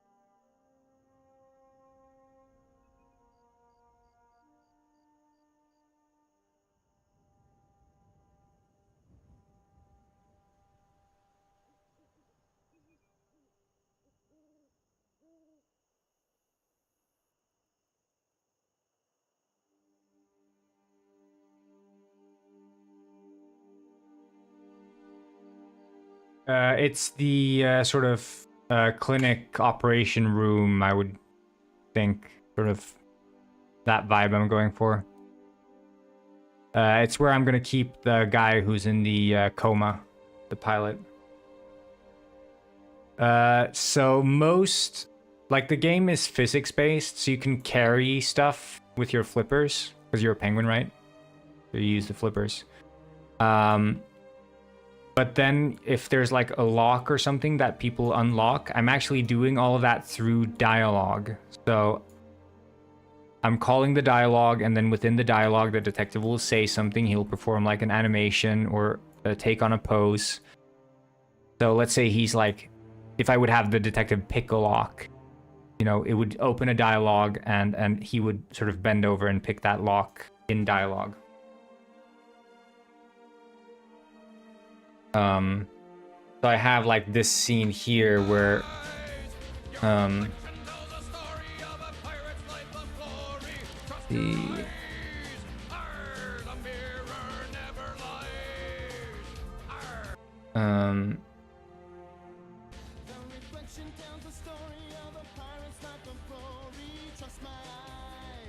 yeah, here for example. So the detective has just been given keys for a lock. So the detective says, "This container is the only one that's still locked. I guess it's the one with Dr. Fish's shipment." And then I do thinking, which is sort of like a leaning over pose where he's, you know, putting his flipper up against his chin, and he's sort of like, let's use these keys. And then I say, allow dialogue with the harbor lock is false, so you can no longer like talk to the lock. And then I interact with the lock, which the lock has a defined response to that interaction, which is becoming unlocked. So I've defined like a generic interact method. Yeah, narrative driven. But I mean, since it's physics based, I could have done it other ways. But in my mind, I don't necessarily care too much for forcing people to do puzzles. That's not why I made this game. I made this game more as a way to get like immersed in one big level, because I've designed, you know, like this level we've designed, which is an open world sort of, you know. It's one big level, and there are a bunch of interiors here you can see, or like the different buildings, and you go in and there are characters everywhere. So there's a bunch of stuff that you can do, and that's more interesting to me, for people to experience this as opposed to people solving puzzles and getting stuck and getting like brain teasers and how do I solve this? Like, I want it to be kind of casual. I want them to experience the narrative and not feel like they have to look up a guide to solve like a puzzle of how do I pick this lock, or how do I find this key, or how do I solve this puzzle with the mirrors and lasers. But there are some cases where, like, for example, I have some platforming puzzles. So like up here, there are some loose planks that are laying around. And as the player is walking into the building, they walk across the planks, they see that they move, so they're physics-based. And then they walk across the planks here, they get up, and they get up to this floor, walk across a smaller plank, get up, and now they're faced with this gap that they can't cross. Right? They can't cross the gap unless they physically grab and move this plank and place it over the gap, which is sort of the puzzle then. Which is then on the next floor brought to its second level, where they have to use this plank, get across this gap, grab the plank again, place it down, and get across the second gap. So it's like a two-stage platforming puzzle. And then you're at the end. So it's like a simple one, you know, it's just a little bit tricky, but not too tricky. In this one, for example, you have to stack these crates so you can climb over here and get down.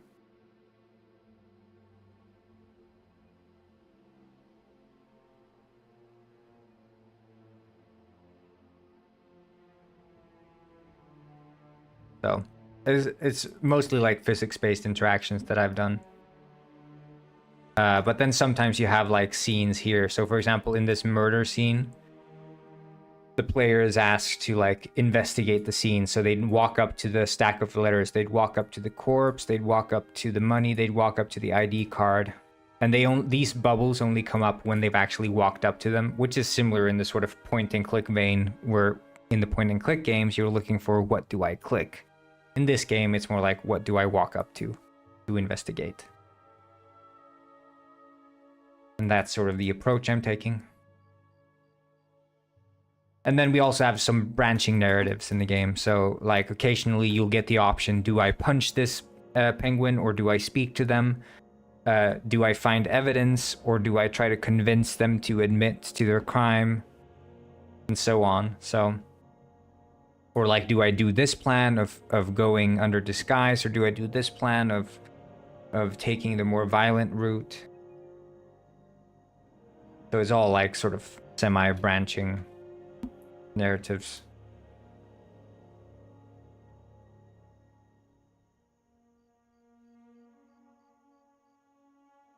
But it's inspired, I don't know, did you ever play the game Frog Detective? Like it's a very simple game. It's all about being a frog and solving crimes. But all you're doing there is you're walking between animals and talking to them and picking up items, and that's it. And there's no branching dialogue or anything in this game. Like you have some dialogue options, but generally they're quite similar. But this game I'm trying to be a bit more broad with the options you have for dialogue and the options of scenarios that you can end up in. So, yeah.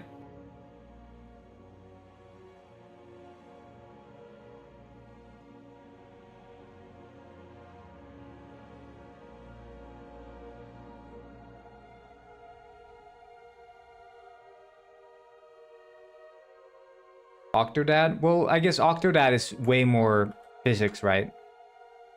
And isn't Octodad, it's more like, you know, you have like these select levels that you're running through, and the select level has like a set of challenges you have to complete, like collect all these things, do all that. This is way more narrative driven.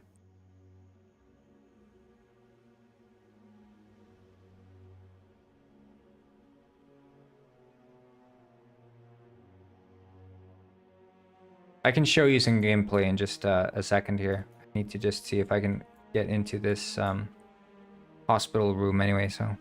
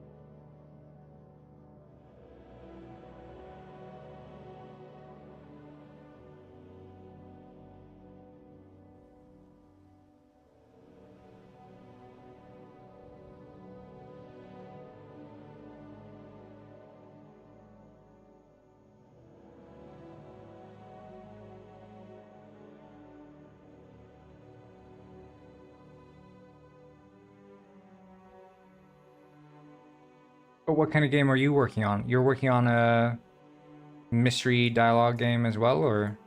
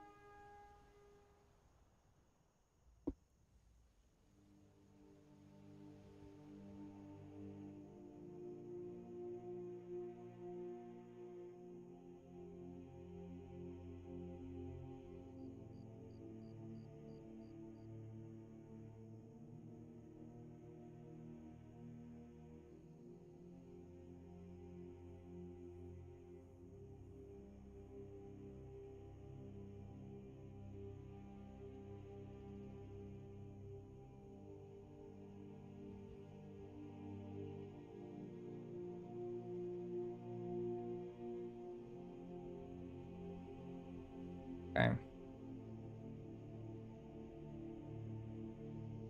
Shoot 'em up as idle games mostly. Yeah, I mean, as you can tell on the stream, I also have an idle game at the bottom of the screen.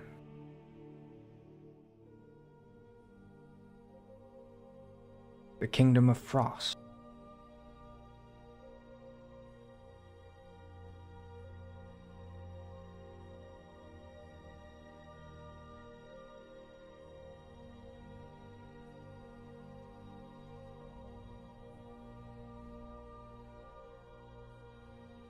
Play Lovegwin.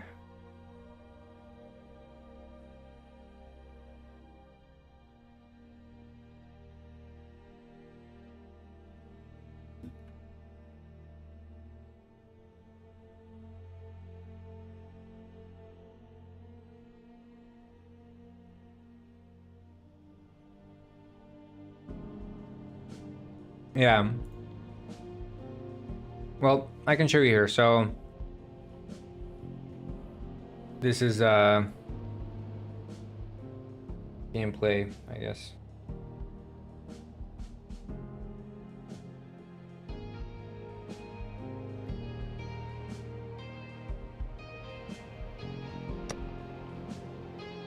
Oh, see you, Pat.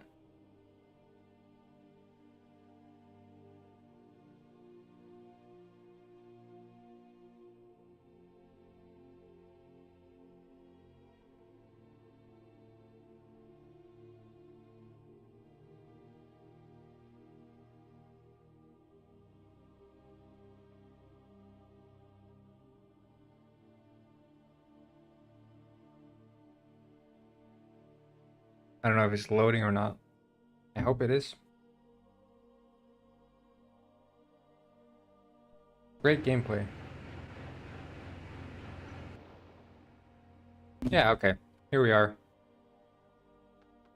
So yeah, like for example, this part that I'm in now, because I just loaded a save apparently. You're supposed to carry these like exploding barrels up the ladder here. And if you don't do it carefully enough, did you cast the spell with magic?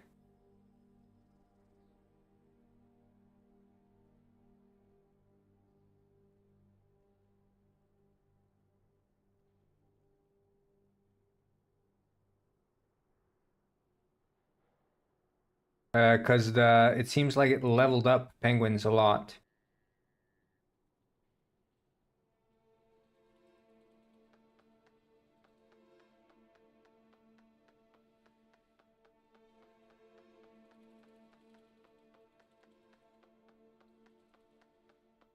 I think many of you can ascend now.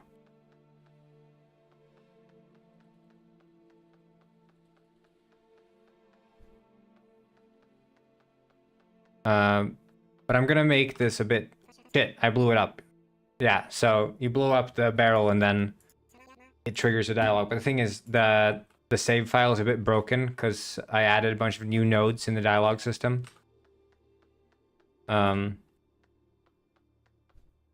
That's fun. But you have to be careful with the exploding barrels and then bring them up the ladder, basically.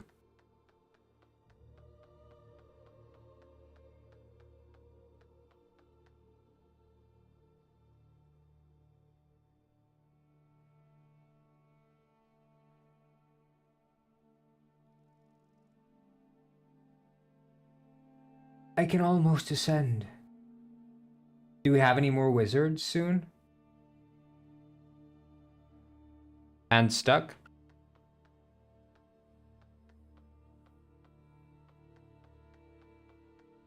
But in any case,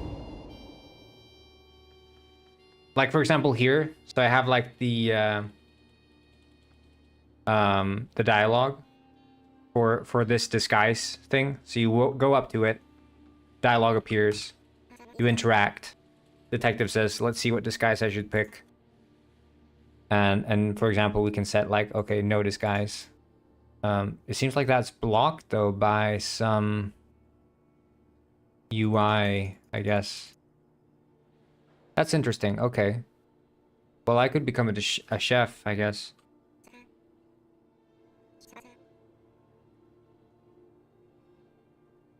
Yeah, it seems like there's some UI blocking the...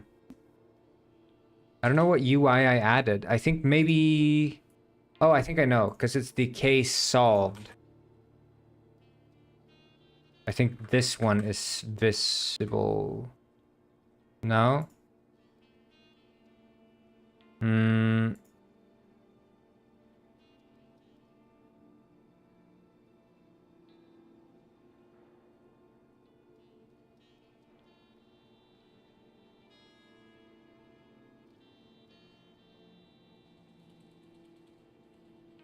Like some... You would think that one would block it, but I guess it's not.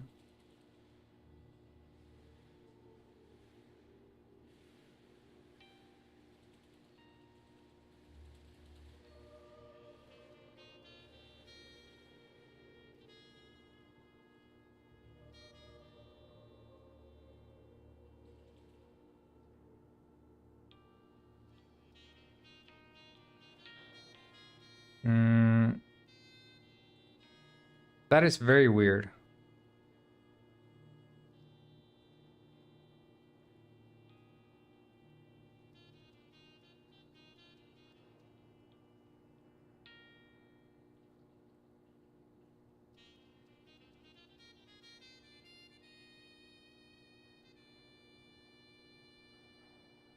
Like, why would that one be blocked? That's what I dislike about the Unity UI system. Always some crap blocking the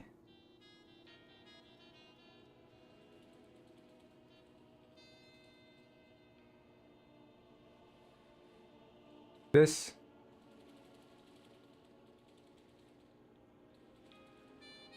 Yeah, that's the one, the motivational quote.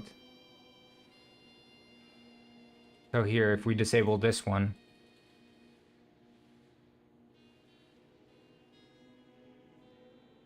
disguise, gone. Okay. Legacy canvas system.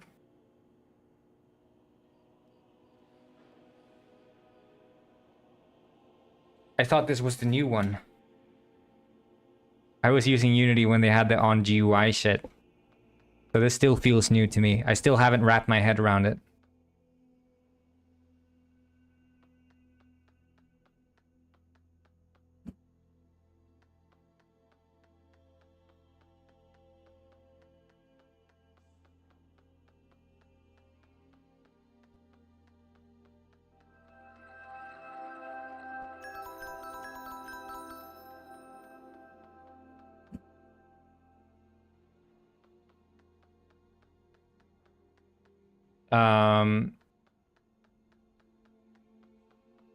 But yeah, that's one example of interactions. But then for example, you know, if you go and you talk to like a penguin, well, not her, she's friggin' weird. But you can talk to like a villager.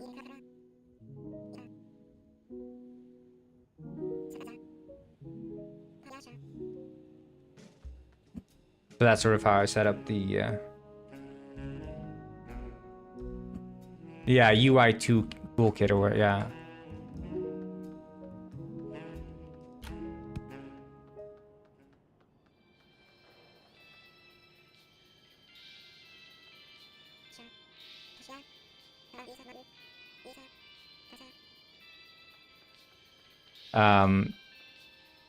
But yeah, I mean, it's reading the lines, assigning it to the character names, and I'm rendering the speech bubble above them.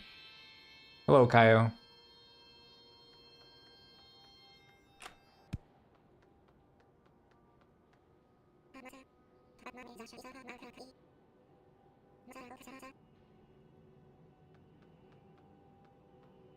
Yeah, penguin with a beard. I'm glad you saw that it was a beard. It didn't look so beardy to begin with, but I feel like I nailed it now with the beard look.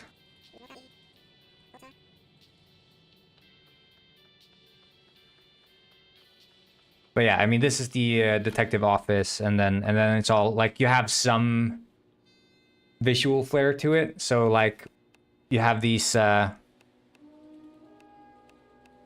case files that you can click on, and you can see more information about like the individual suspects and participations.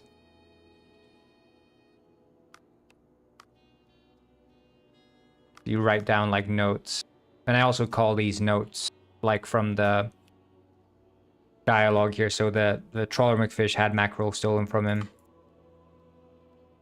Had mackerel. So here, for example, I have the add info method, which calls it for the case, the missing mackerel, character, trawler McFish. What info do we add? Had mackerel stolen from him. So that gets added here into this corresponding case file, the missing mackerel. So it's all filed under the same case. Very nice, very handy. But then I have like here, buy soda. So there's like this soda purchasing UI. So you can buy like the Dingus soda and he bounces extra high from that. Very nice.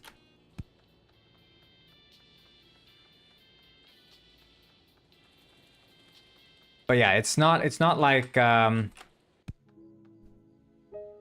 it's not physics based in the sense that I'm trying to have the game work against you, as many other physics based games try to do, it seems. Like Goat Simulator, Octodad, it's all like you're fighting for your life against the physics engine. In this game, I feel like it's more just the personality of being a physics-based penguin. Like your flippers flopping, your belly sliding. Like the physics is to enhance the movement, not to be detrimental to the movement.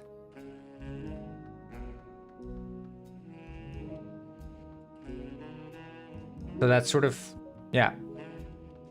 That's the ins and outs. But then there's a bunch of stories that are being told in this world that you can engage with. And that's the real meat and bones of the game.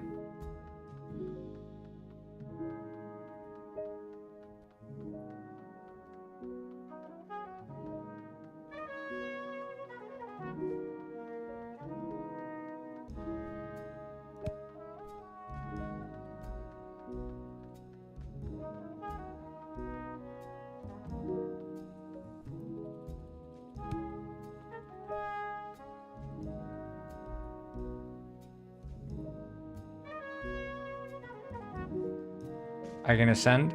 I'll send. But I'm just gonna take a small break, go get some water and stuff.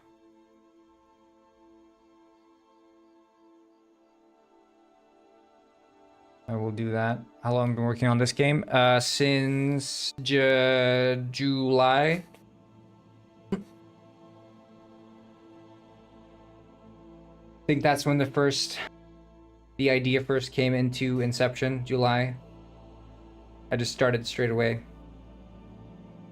But I mean, the main story's finished. I'm just working on a bunch of side quests now. And I made a save system last week. Fritterball said, bling bling bling bling slucker. So the save system works now, practically. Still has some kinks to iron out and some testing.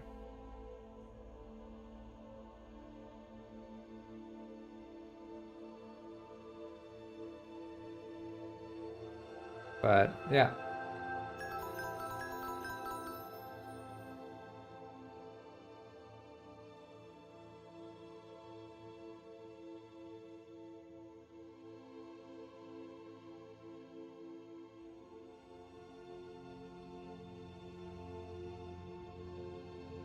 Look at him. Balance.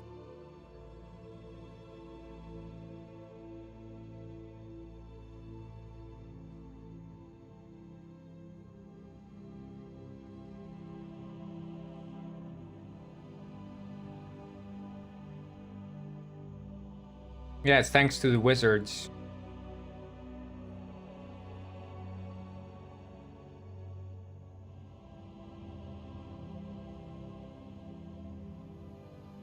My leg broken, my leg. Okay, I'm gonna go grab some water and stuff. I'll be right back. You guys take a chill pill. Be nice to anyone who shows up.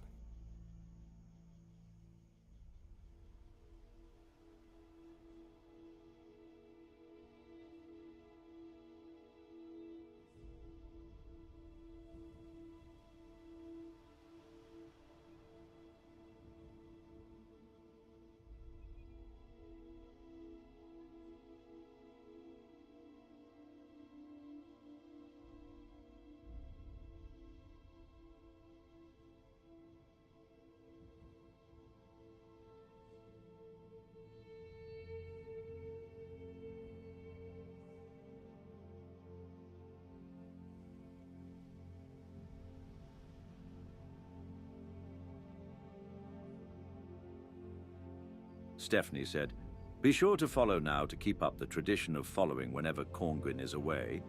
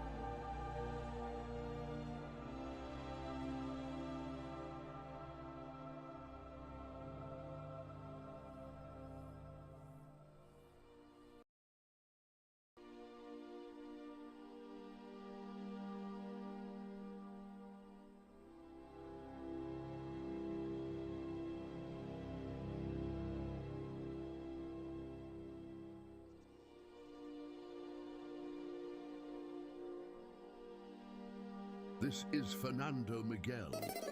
He is really good at dancing. Miss Hagrugini has learned to dance.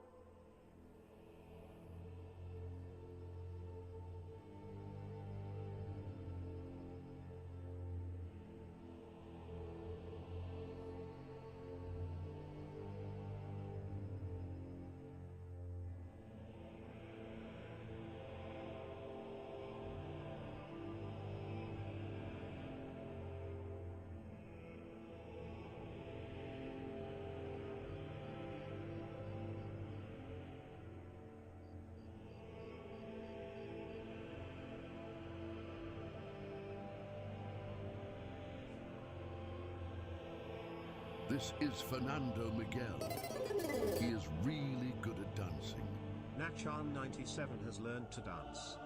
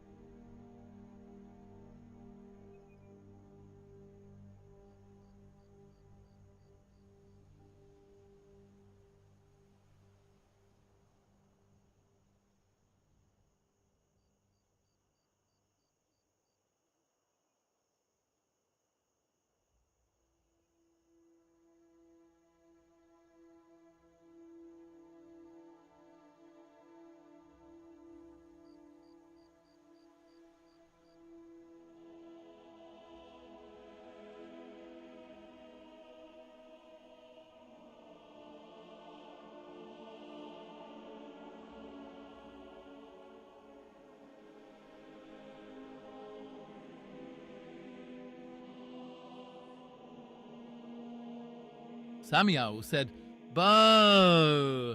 Party parrot, party parrot, party parrot, party parrot, party parrot, party parrot.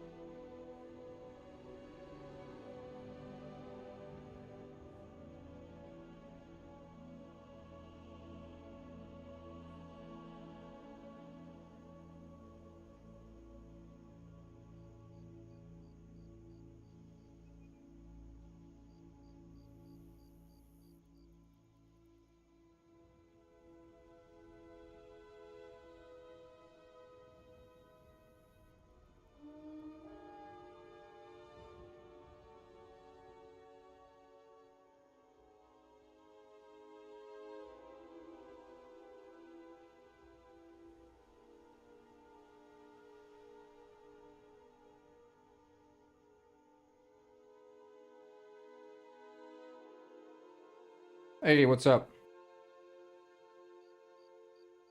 Does Sammy hate Alice?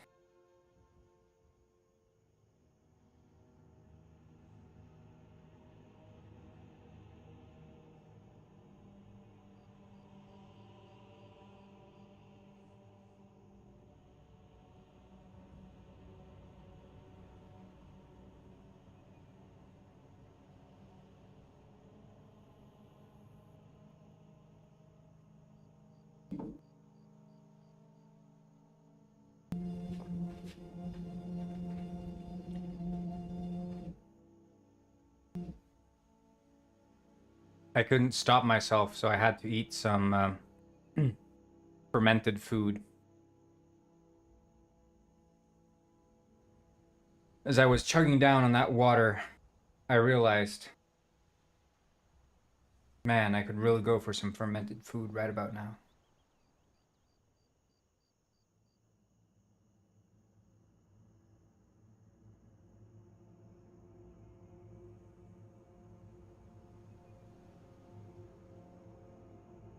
What did I eat? So I have this sourdough starter. What I like to do is instead of making, sometimes I'll just pour some sourdough starter right straight into a pan and fry up like a flatbread with it. And then I have this other sort of fermented cabbage with Indian spices, sort of apple, raisins, garlic and ginger. Really tasty fermented stuff. I had it with that, and then also cottage cheese. I had all that in a little flatbread. Eat raw sourdough and then you expand. Well, that's the thing. It expands your body and your mind.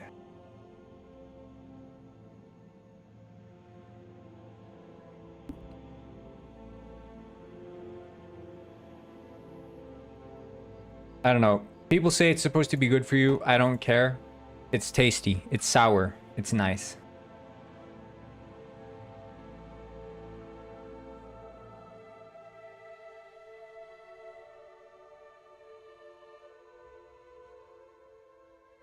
Cottage cheese? Well, cottage cheese doesn't taste much of anything, really. I mean, it's like...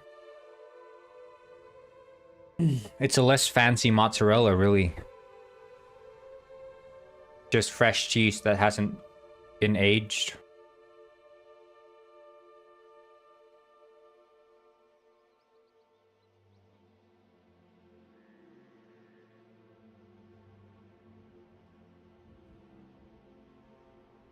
I would say cottage cheese is mozzarella, but deconstructed into its components, which is cheese kernels, whatever you want to call it. Texture is bad. I mean, it's like creamy and nice. I don't know. I like it.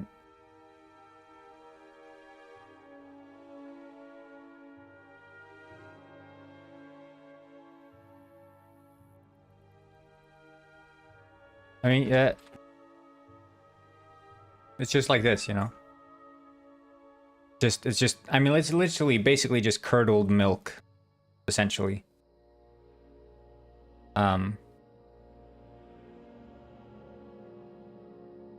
With some, I guess, the cheese bacterias. But it's as fresh as cheese can be. And same goes for mozzarella. It's also fresh. It just has some structure to it, mozzarella.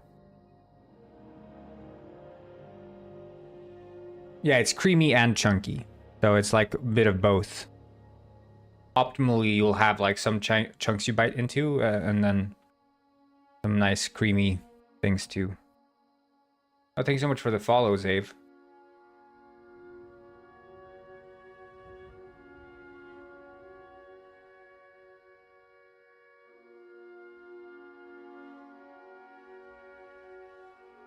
Yeah, you want to have it quite creamy.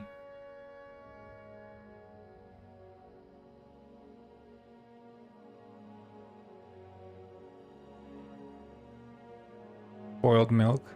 Yeah, spoiled milk that you can still eat. That's what cottage cheese is. And that's what cheese is.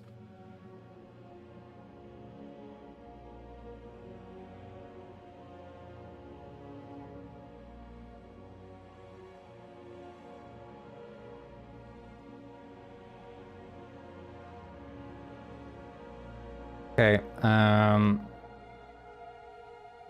doctor room, right?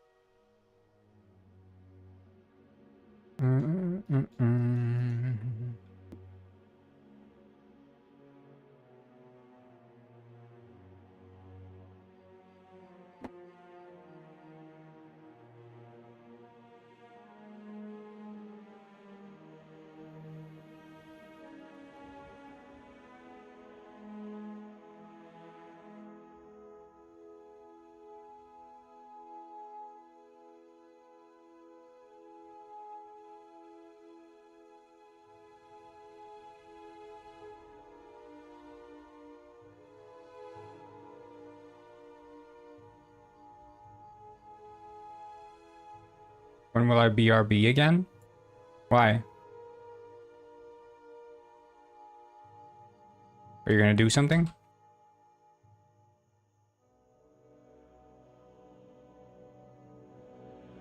You have some mischievous plan?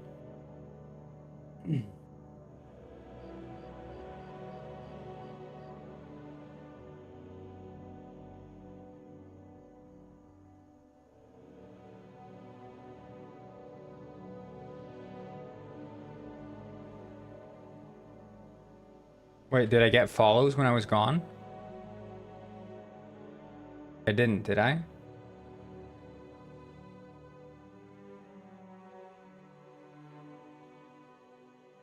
I got 2 follows, Nat-chan and Misha Grudini. Who's Nat-chan? Nat-chan 97.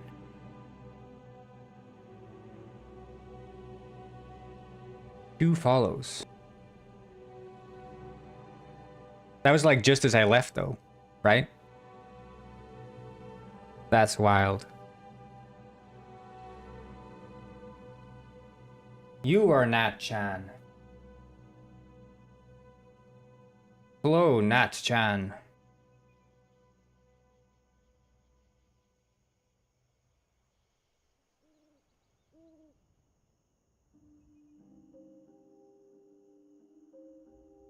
Slithering by after getting frustrated at optimization issues.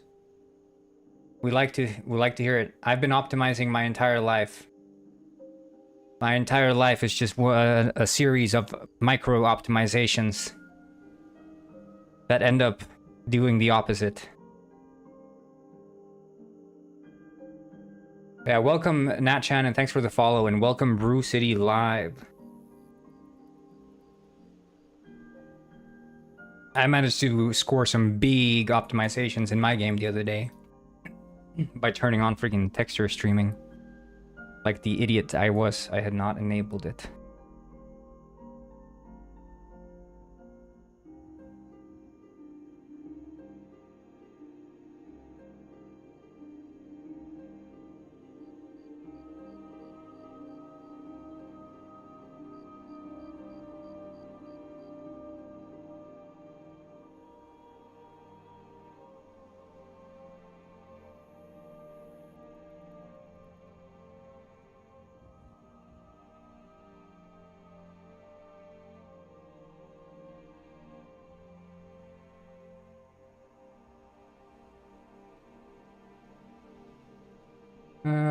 Does someone know how to get ink off of skin? Soap didn't work. It depends. Did you like tattoo it with like a stick and poke? Or did you just write it with a pen?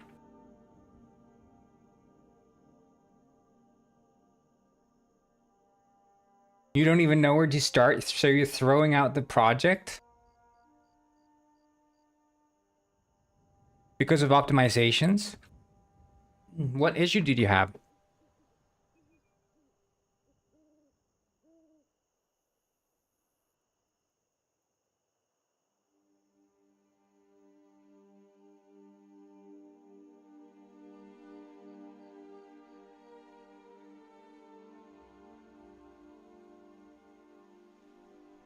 What are you optimizing?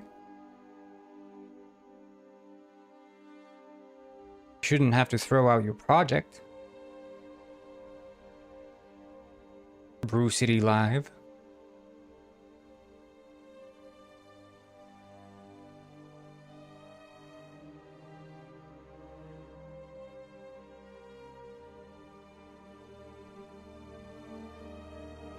Matrix-based rendering of chunks was fast until I was optimizing face culling. Yeah, okay, so I haven't dealt with any of that. I don't deal with chunks. I like to handle my world in a single unit.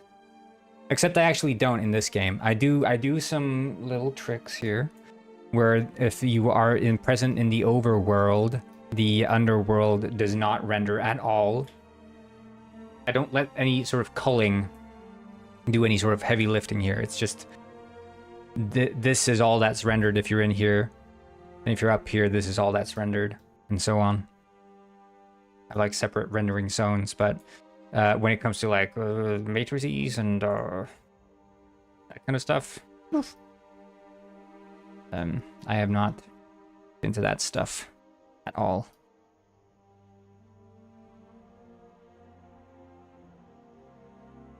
So yeah, good idea. Throw it out. I would do the same. I mean, I would throw it out before I even got started, so.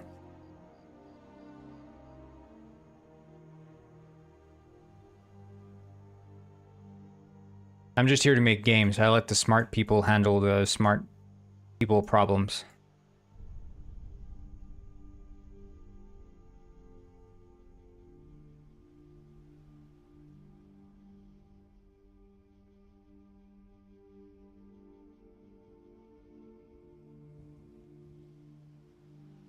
Yeah, well, matrices I've used, you know, the 2D erase and shit, but if we're talking about like optimizing face culling and rendering chunks, you're talking like Minecraft style stuff, right? And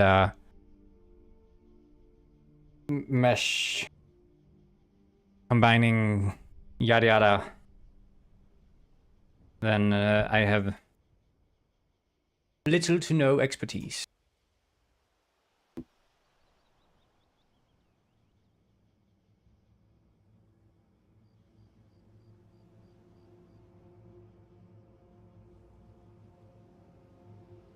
Cornwin. What is it, Samuel? Cornwin video?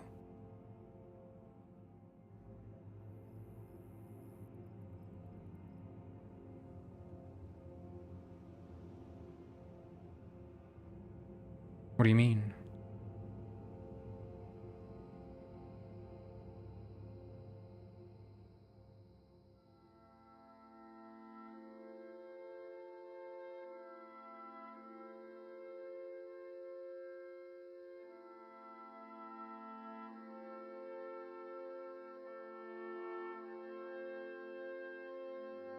This is Corngwin, he's gonna explode?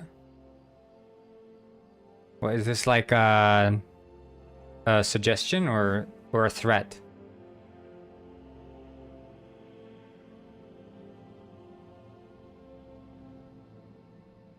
Clash Royale, but oh wait, I've never played Clash Royale, but are you making like phone game?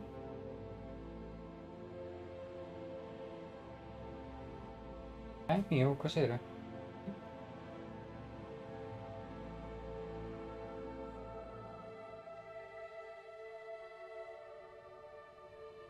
Yeah, okay, so it's sort of like two towers send out enemies. Okay.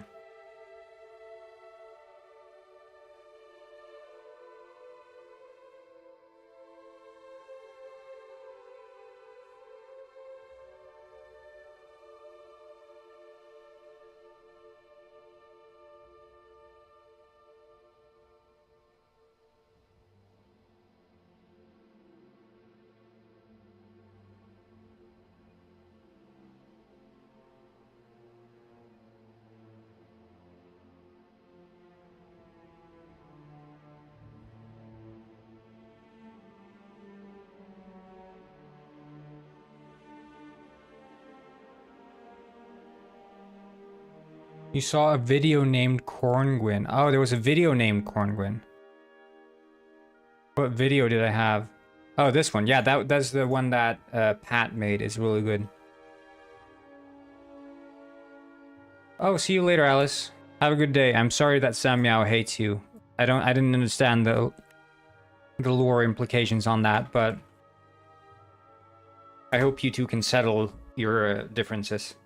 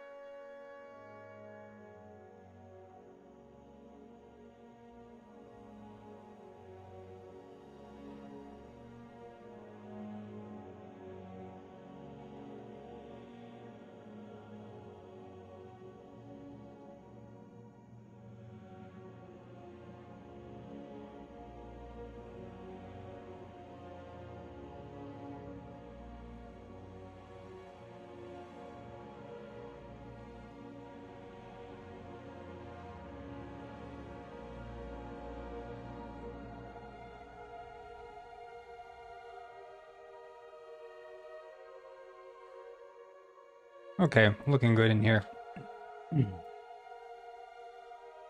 And then we can add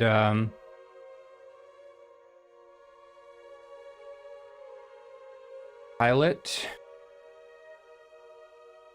Okay.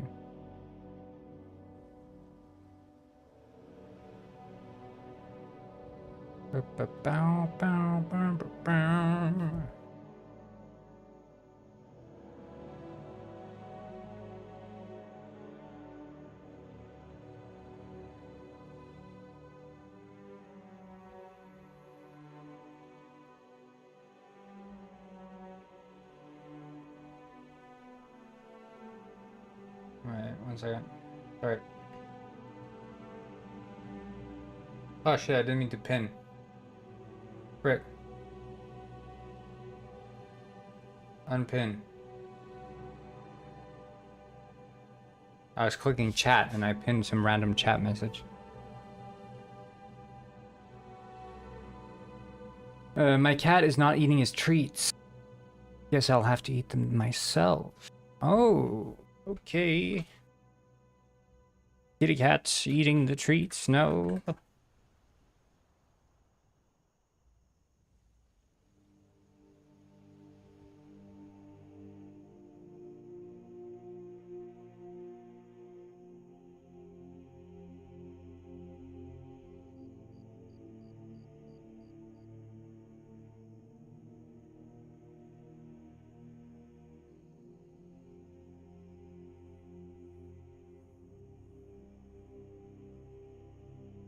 Eat the cat.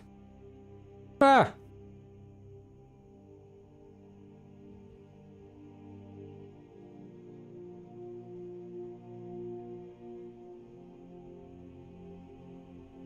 Actually, not a bad idea.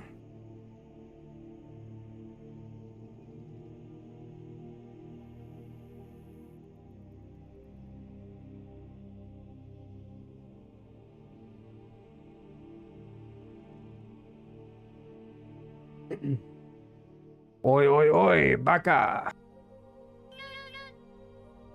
So true, Vubin. Vubin, that's so true. Vubin-san, as they say in Japan.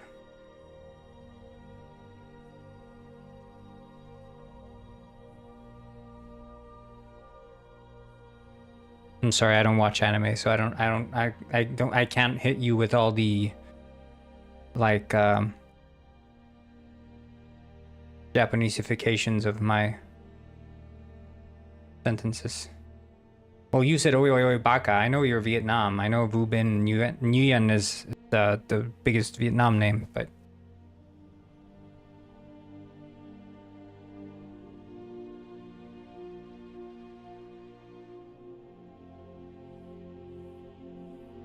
you know what I mean, Vu Bin. Where you from? I'm from Sweden, but I live in Iceland.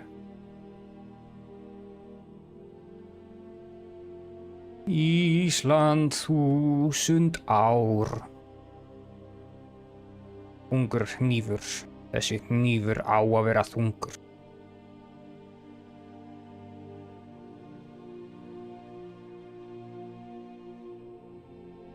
Bongo, I'm from Texas. Yeah, I eat the Texas barbecue every day I eat Texas barbecue every day for breakfast. I have my Texas barbecue. Cowgwin style. Dag nubbit. Hi, Mio. Vad säger du gott?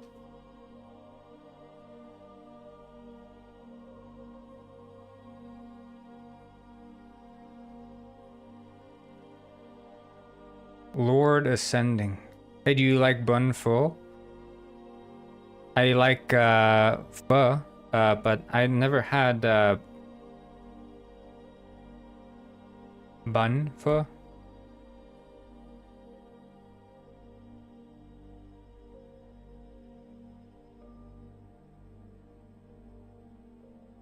I mean, I like. Is that bun pho and is that the same? This is Mr. Penguin. He is depressed. Oh my god! Who underscore just subscribed. This is Mr. Penguin. He is depressed. Thank you so much for the subscription. You know.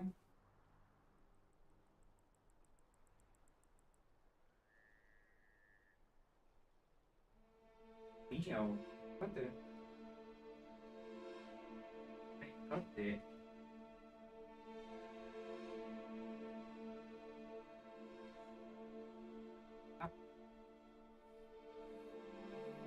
Leo's crazy. I don't know what he's up to, but I like pho, yeah. And then also banh mi. This one I also like. And what's it called? I like these.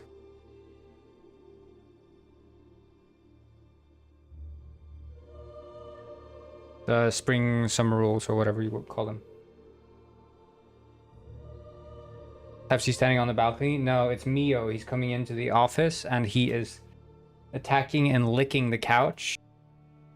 I try to pull him away and he just grips the couch even harder. So I don't know what's up with him.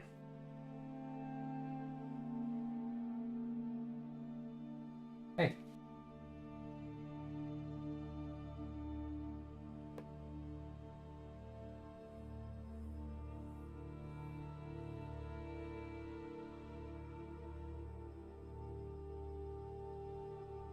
Yeah, Mio.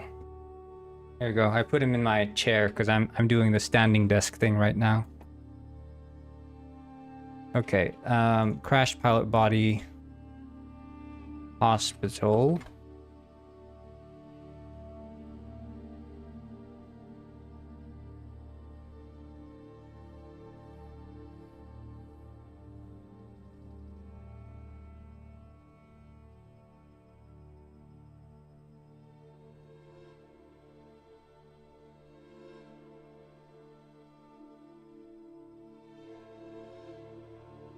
Hmm.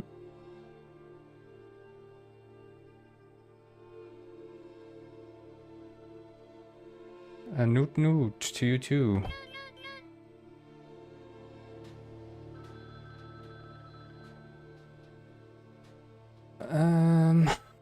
Shit, what was I gonna do? Okay, right, it's the dialogue.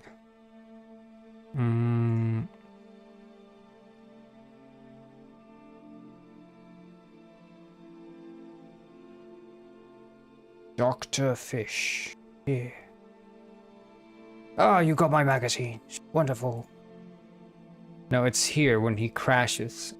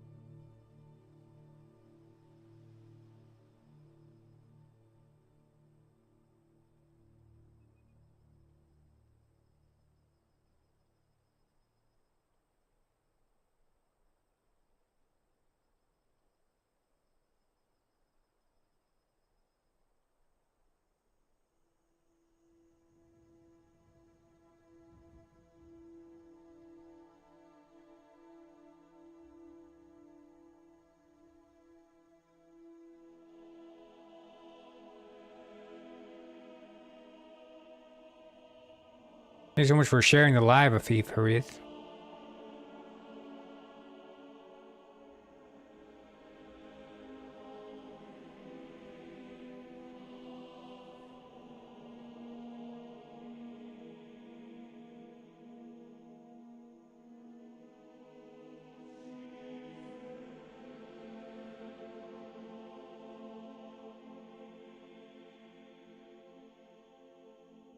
Okay. And here, so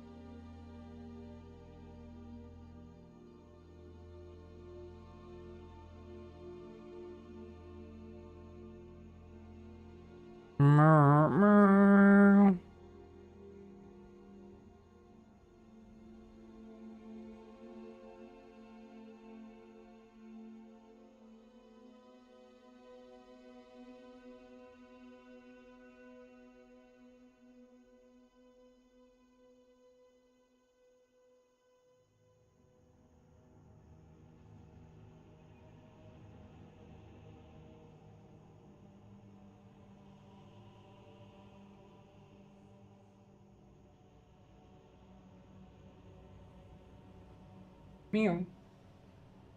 Did you guys hear him?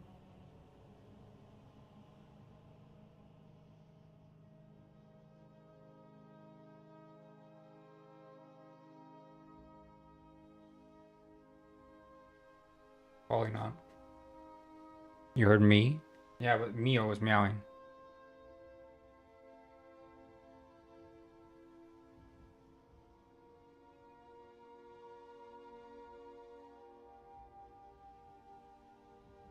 Oh my god, Brew City, it's the guy from Fortnite.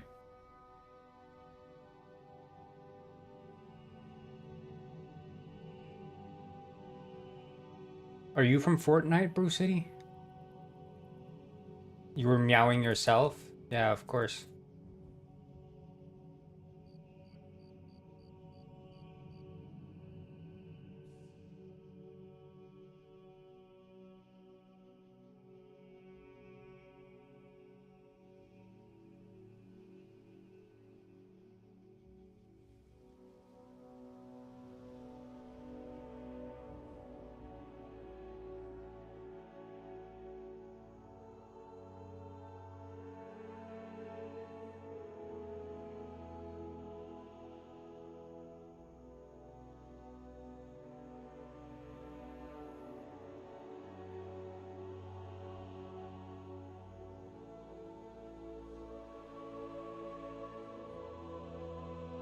Uh,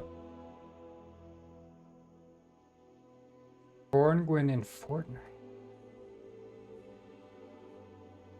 Yeah, they were talking about that. The Epic Studios. They were talking about adding Corngwin to Fortnite. Did you guys hear?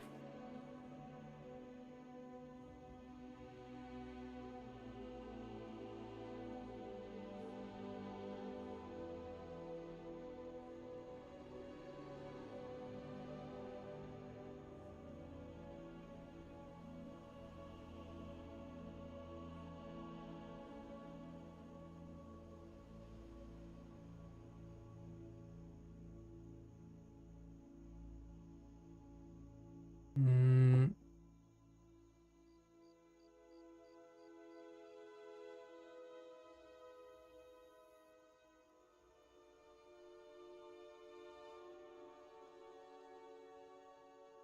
Meow.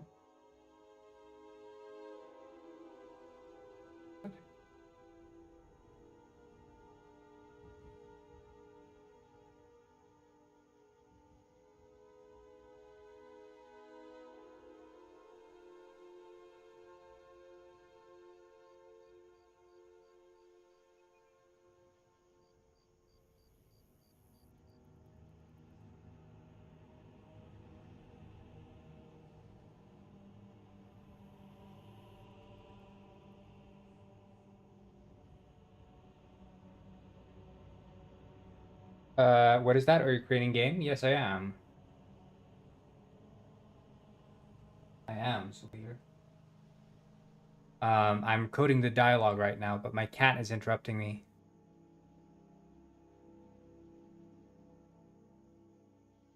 He's coming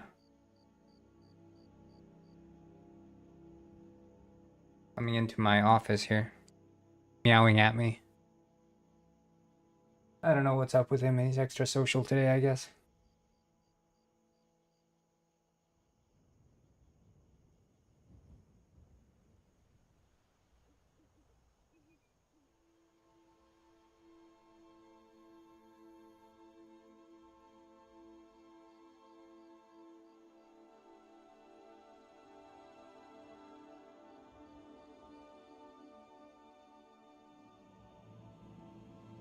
Aha, saving for a PC to make a game.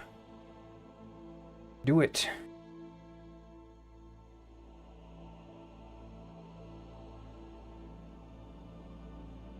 I was gonna see.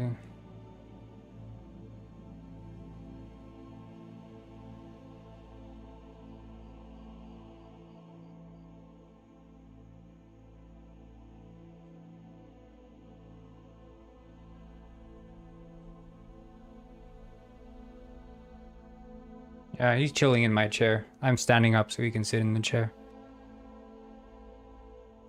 Um...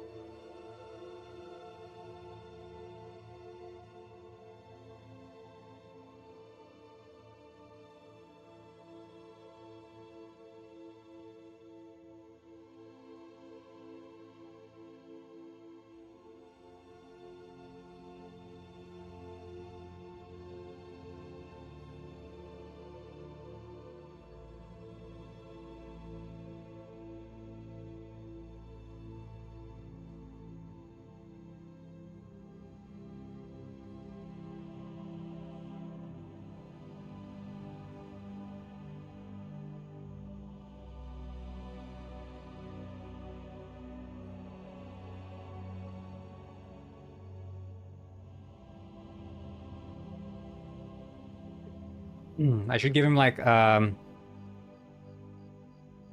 speaker holding item. Is it a card?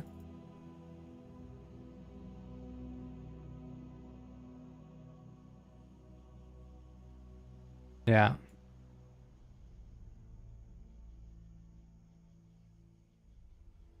Yeah, have a nice day, Subir. Have a nice day. Stay chill. Gonna just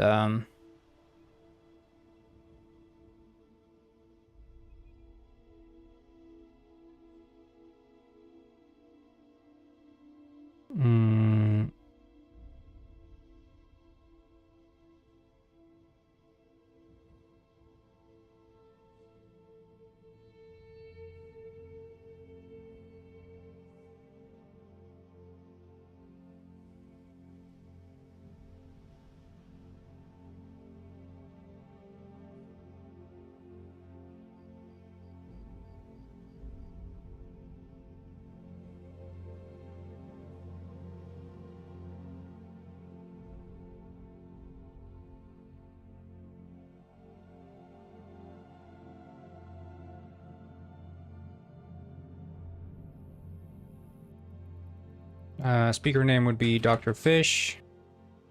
Value true.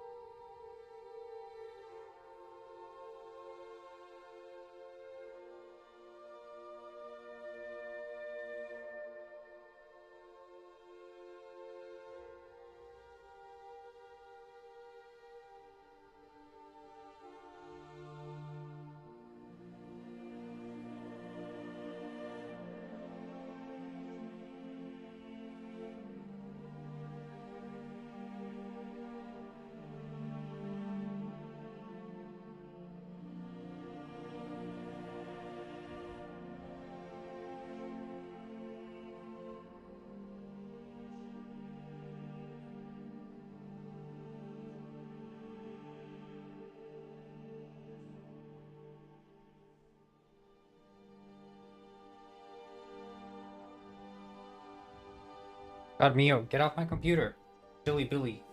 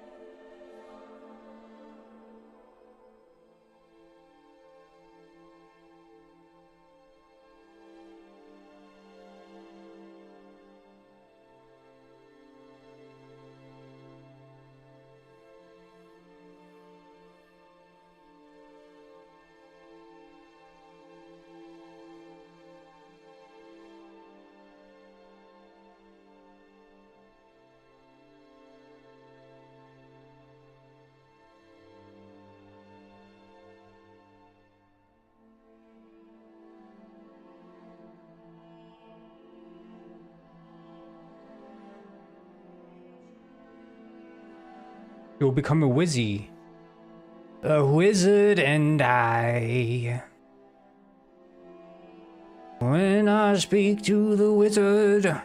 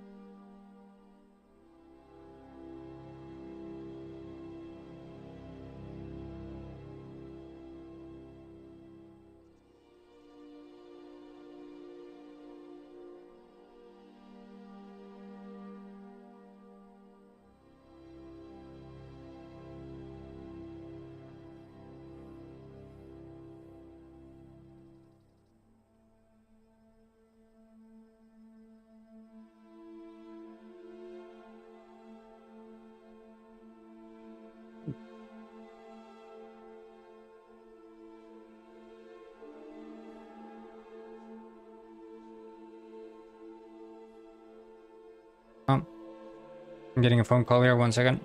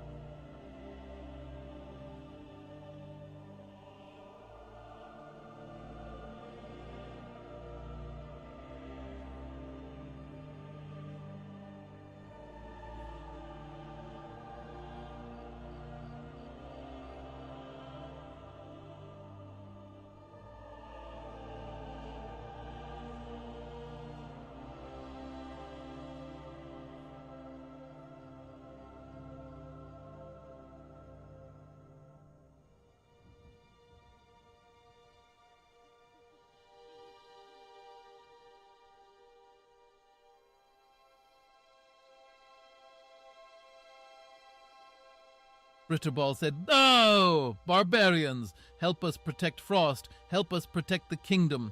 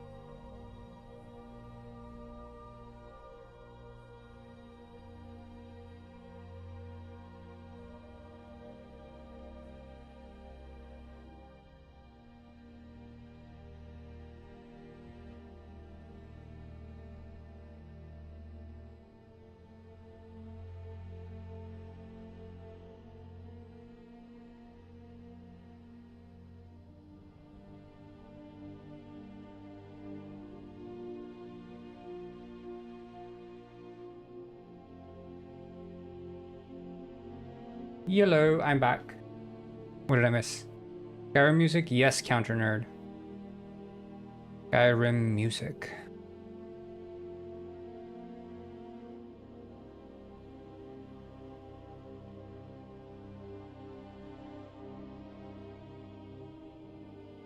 I'm at a payphone trying to call you. All of the time spent on you. I'm at a payphone trying to call you.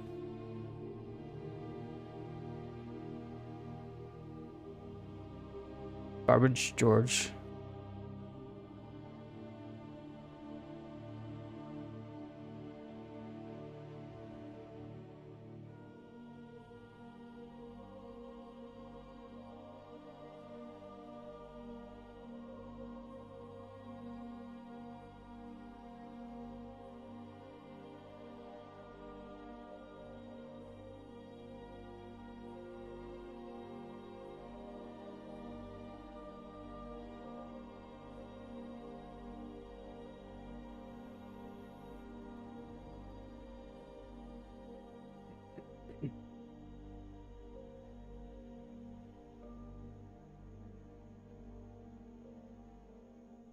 Yeah, I think it's cozy stuff, counter nerd.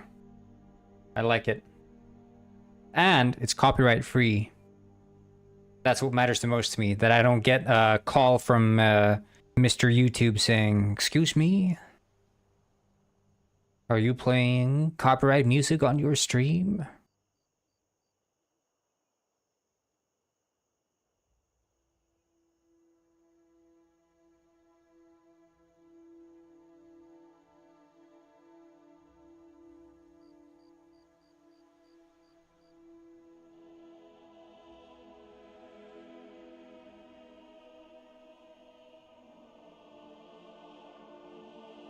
Yeah, it is, because the thing is, with most like game soundtracks in general, you won't get copyright struck. Like obviously there is copyright to it, but you won't get any sort of notice for it, because most game soundtracks, it's not in their interest to copyright strike gameplays of the games.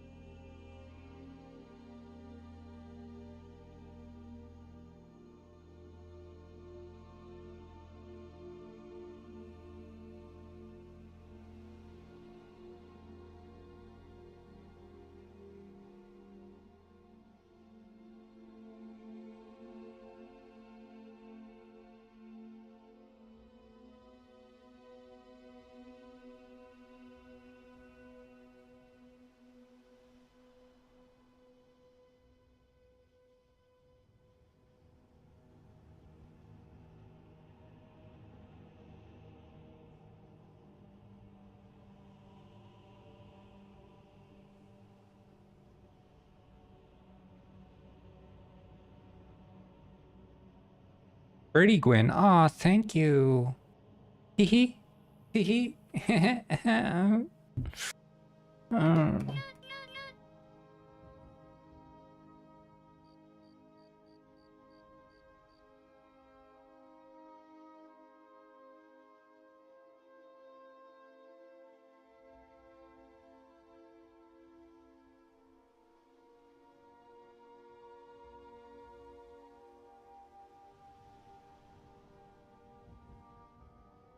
Okay, I think that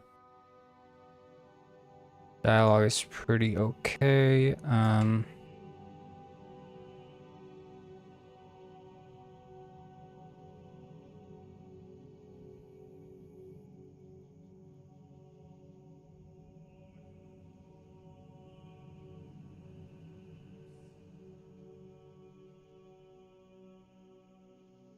A sleigh. Oh, grr, a sleigh, penguin, sleigh.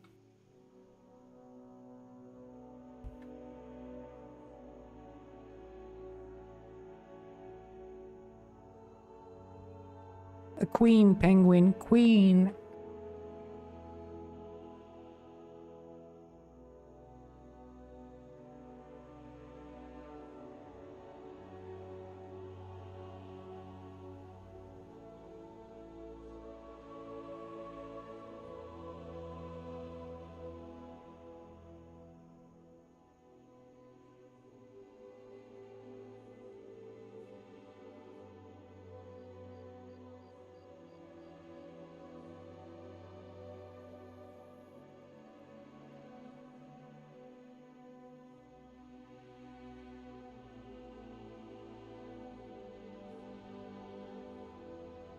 Yes, slay Gwyn. Slay Gwyn. Yes.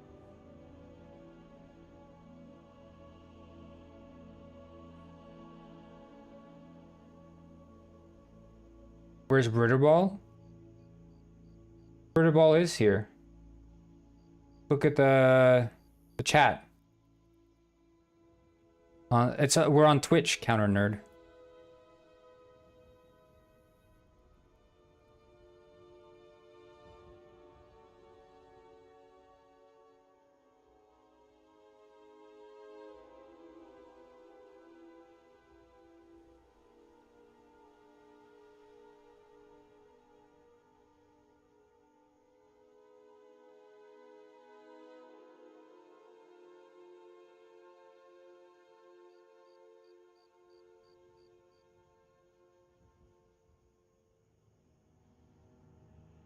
Counter Nerd says hi, Britterball.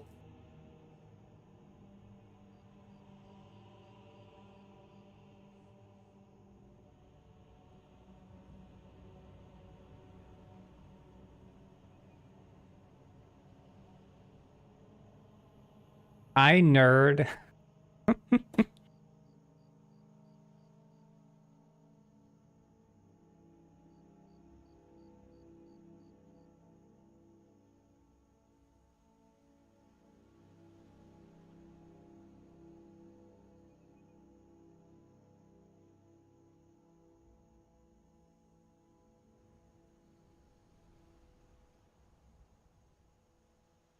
Okay,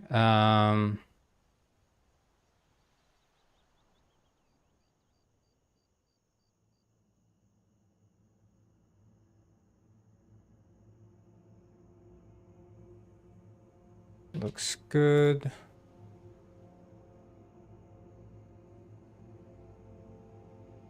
A quest.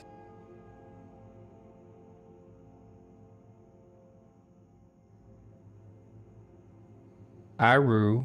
BRB. The devil? What's Aru?